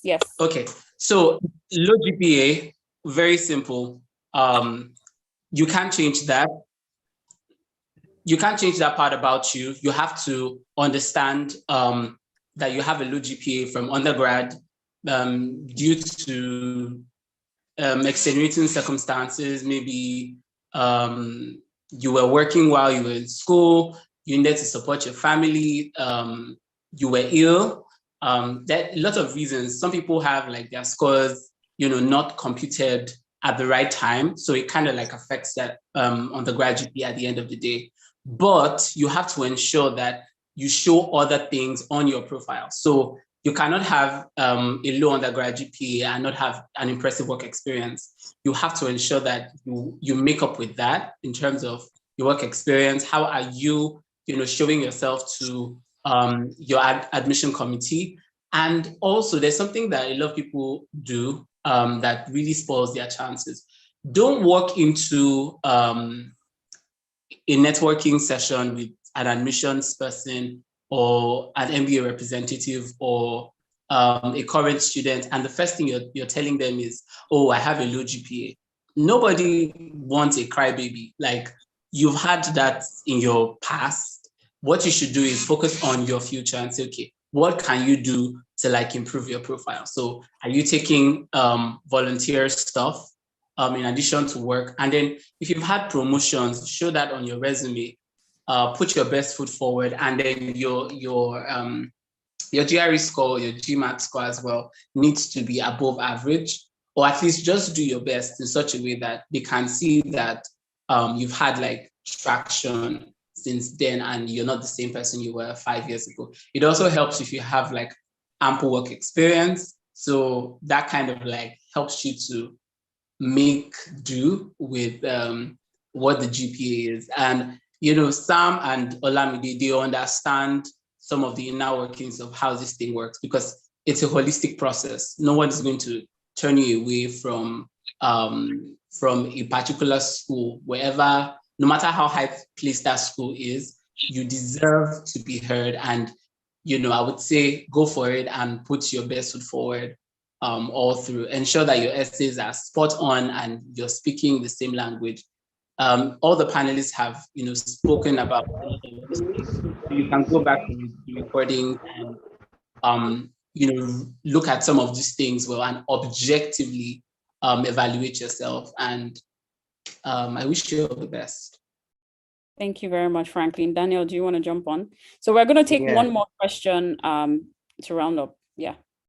Yeah, so for me, this is something I'm very passionate about. And because of the caliber of school I was applying to, HBS, we all know that they take only the best of the best.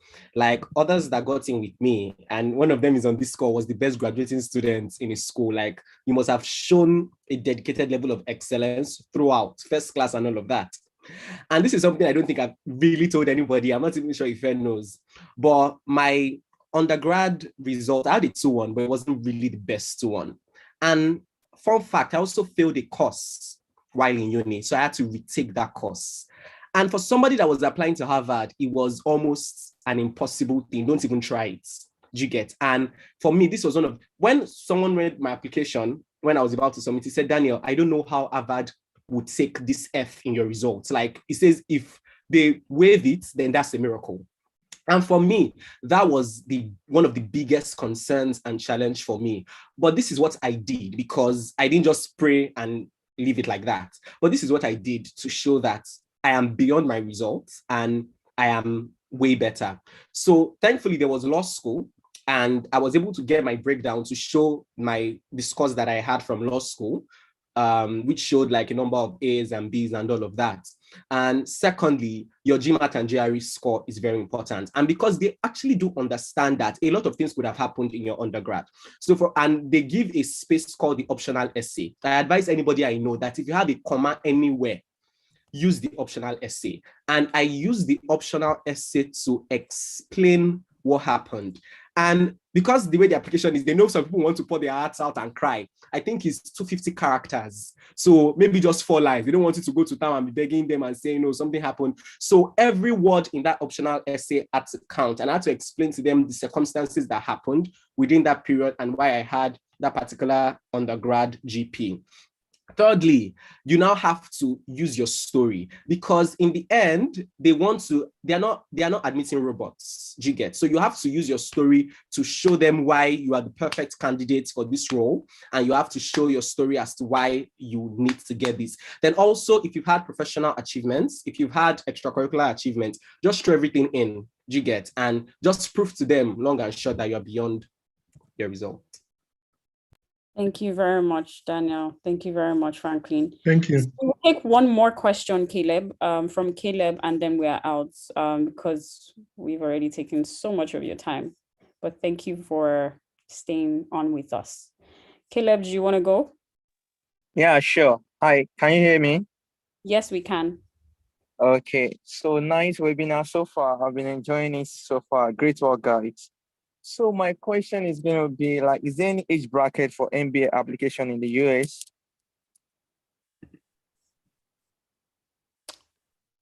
I don't think so. I don't think there's any age. The MBA application process only just mentions years of experience, but I don't think there's anything about age limits. Yeah, of course, you need to be in your 20s. It can be 13, 18, 19, 20. But there's really no age limit. But Sam, if you're an Olympian at 17, eh? I haven't seen. If you're a chess player, don't mind me. I joke. It's possible, right? I joke.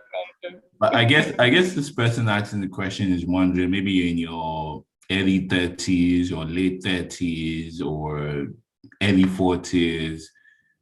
There isn't. I can give you classical examples of people. I know a 38 who got into University of Southern California in Olin. I have a classmate who is 39. I've seen 42. But don't bring your age into the topic. It's almost like bringing your test scores into the topic as well. If you show enthusiasm and life, that's what they want to sense. They want to sense you being young in the way you approach life. But by the time you start getting over 40, maybe you want to do an executive MBA at that point in time. Well, except if for some drastic reason you want to transition into something entirely different. But the issue then becomes your job and getting offers from jobs. So I'd advise anyone who is close to the mid-30s, late 30s to apply now. Don't waste any more time. Don't waste any more time. I hope that helps you and answers your question. Yeah, sure. That'll Caleb. be nice. Yeah. Okay, so just to ask, are you on the older end? Let's just get a better context. No, I'm 32 years of age, actually. So I applied to some MBA in the country, but like this pulled me to actually like open my horizon and apply for MBA outside the country. So that was what I wanted to ask. 33, you're young. 33, you're young. Can I jump on? Yes, go ahead. Yeah. So here's the thing. MBAs have a sweet spot. However, it's just an age bracket. When you apply, what they're thinking in their minds again, and for those who are applying, an MBA also evaluates how much work they have to do to sell you to a company when they get you into their program, because they do not want you to be part of the 2% that doesn't get an internship or a job offer after 90 days after graduation. Do you understand? So you have to understand that about yourself. Yeah. Thank you very much, Franklin. Just to add to that, right? There is no limit. There's no age limit. I would You just should say have that like something in. You should have like something in your profile to show that you have experience. Sell that as experience. But if you're up to 35 or above 35, I would really suggest that you show that serious growth in your career. So your resume has to be very strong, and you have to show maturity in how you write your essays.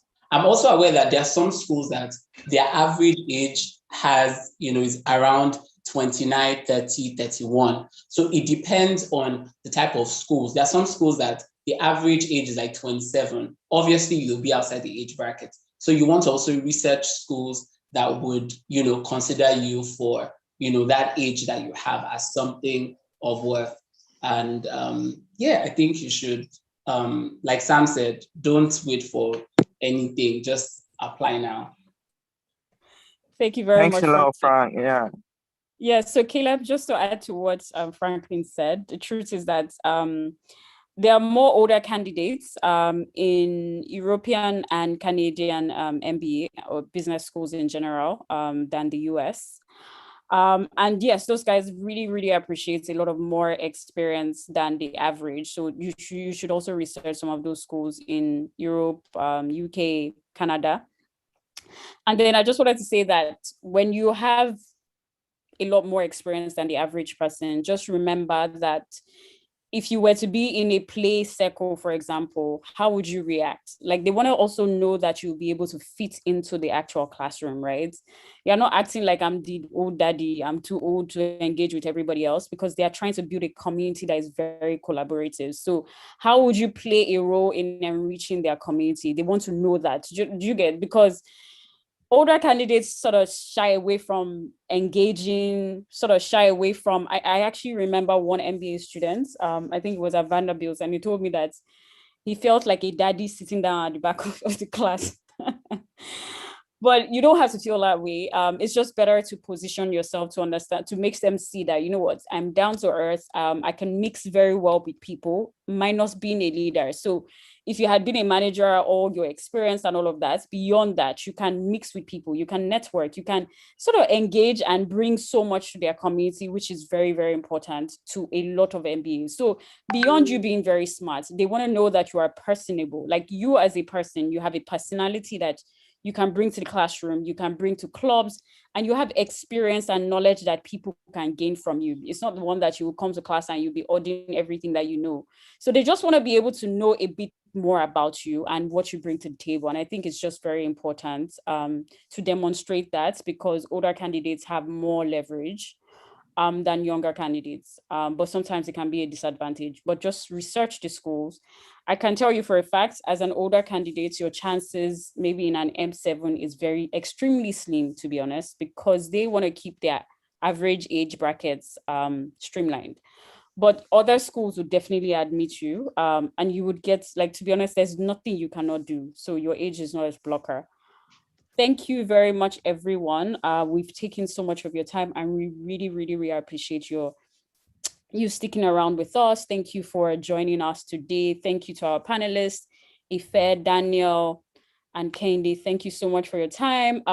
Before we go, I just wanted to say that if you have not joined the Lane community on Telegram, please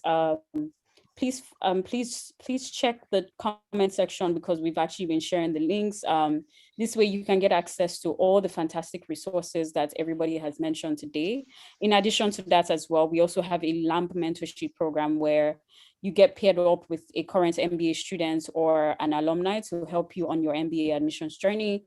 We also have other resources such as the Lane podcast, the YouTube, and other resources. And to be honest, you are in safe hands. Like, if you join Lane on your journey, you don't have to consider getting somebody to help you. You have people. We have a GRE GMAT group, accountability group as well. There's so much resources. So please just stick around. And then we have another session next week to round up our MBA admissions series. We have a women's admit session next week Sunday, actually. Yes, next week Sunday. So please be on the lookout. If you're a woman, an African woman who is actually looking to go to business school, we also want to motivate you and inspire you to apply and just carry the flag on. So yes, we have 3 women who have actually been admitted in this cohort as well, going into the MBA, coming to share their experience and also tell you about some tips that they used on to navigate their application admission experience. So please join us next week. We're going to share information, but thank you, everyone. Thank you so much for your time. Thank you, everyone. Enjoy your weekend. Oh, happy Democracy Day. I wanted to quickly add, I got a couple of personal questions which time didn't let me respond to. So please feel free to connect with me on LinkedIn, same as my name on here. And I'm sure the other panelists wouldn't mind as well. Putting them on the spot. But yeah, we're more than happy to help you and answer as many questions. Your password is Lane. Just mention Lane in that message. Exactly. I will answer you. I will drop everything I'm doing on top of your matter. But it was really nice to have everyone here. Over 100 people, and we had people on YouTube. God bless you. We hope we were able to help you out in some way. Have a lovely evening, everyone. Thank you very much. I'm just going to stay on in case some people missed the Telegram, the membership to actually access Telegram, but please feel free to jump off. I'll just share this so that we can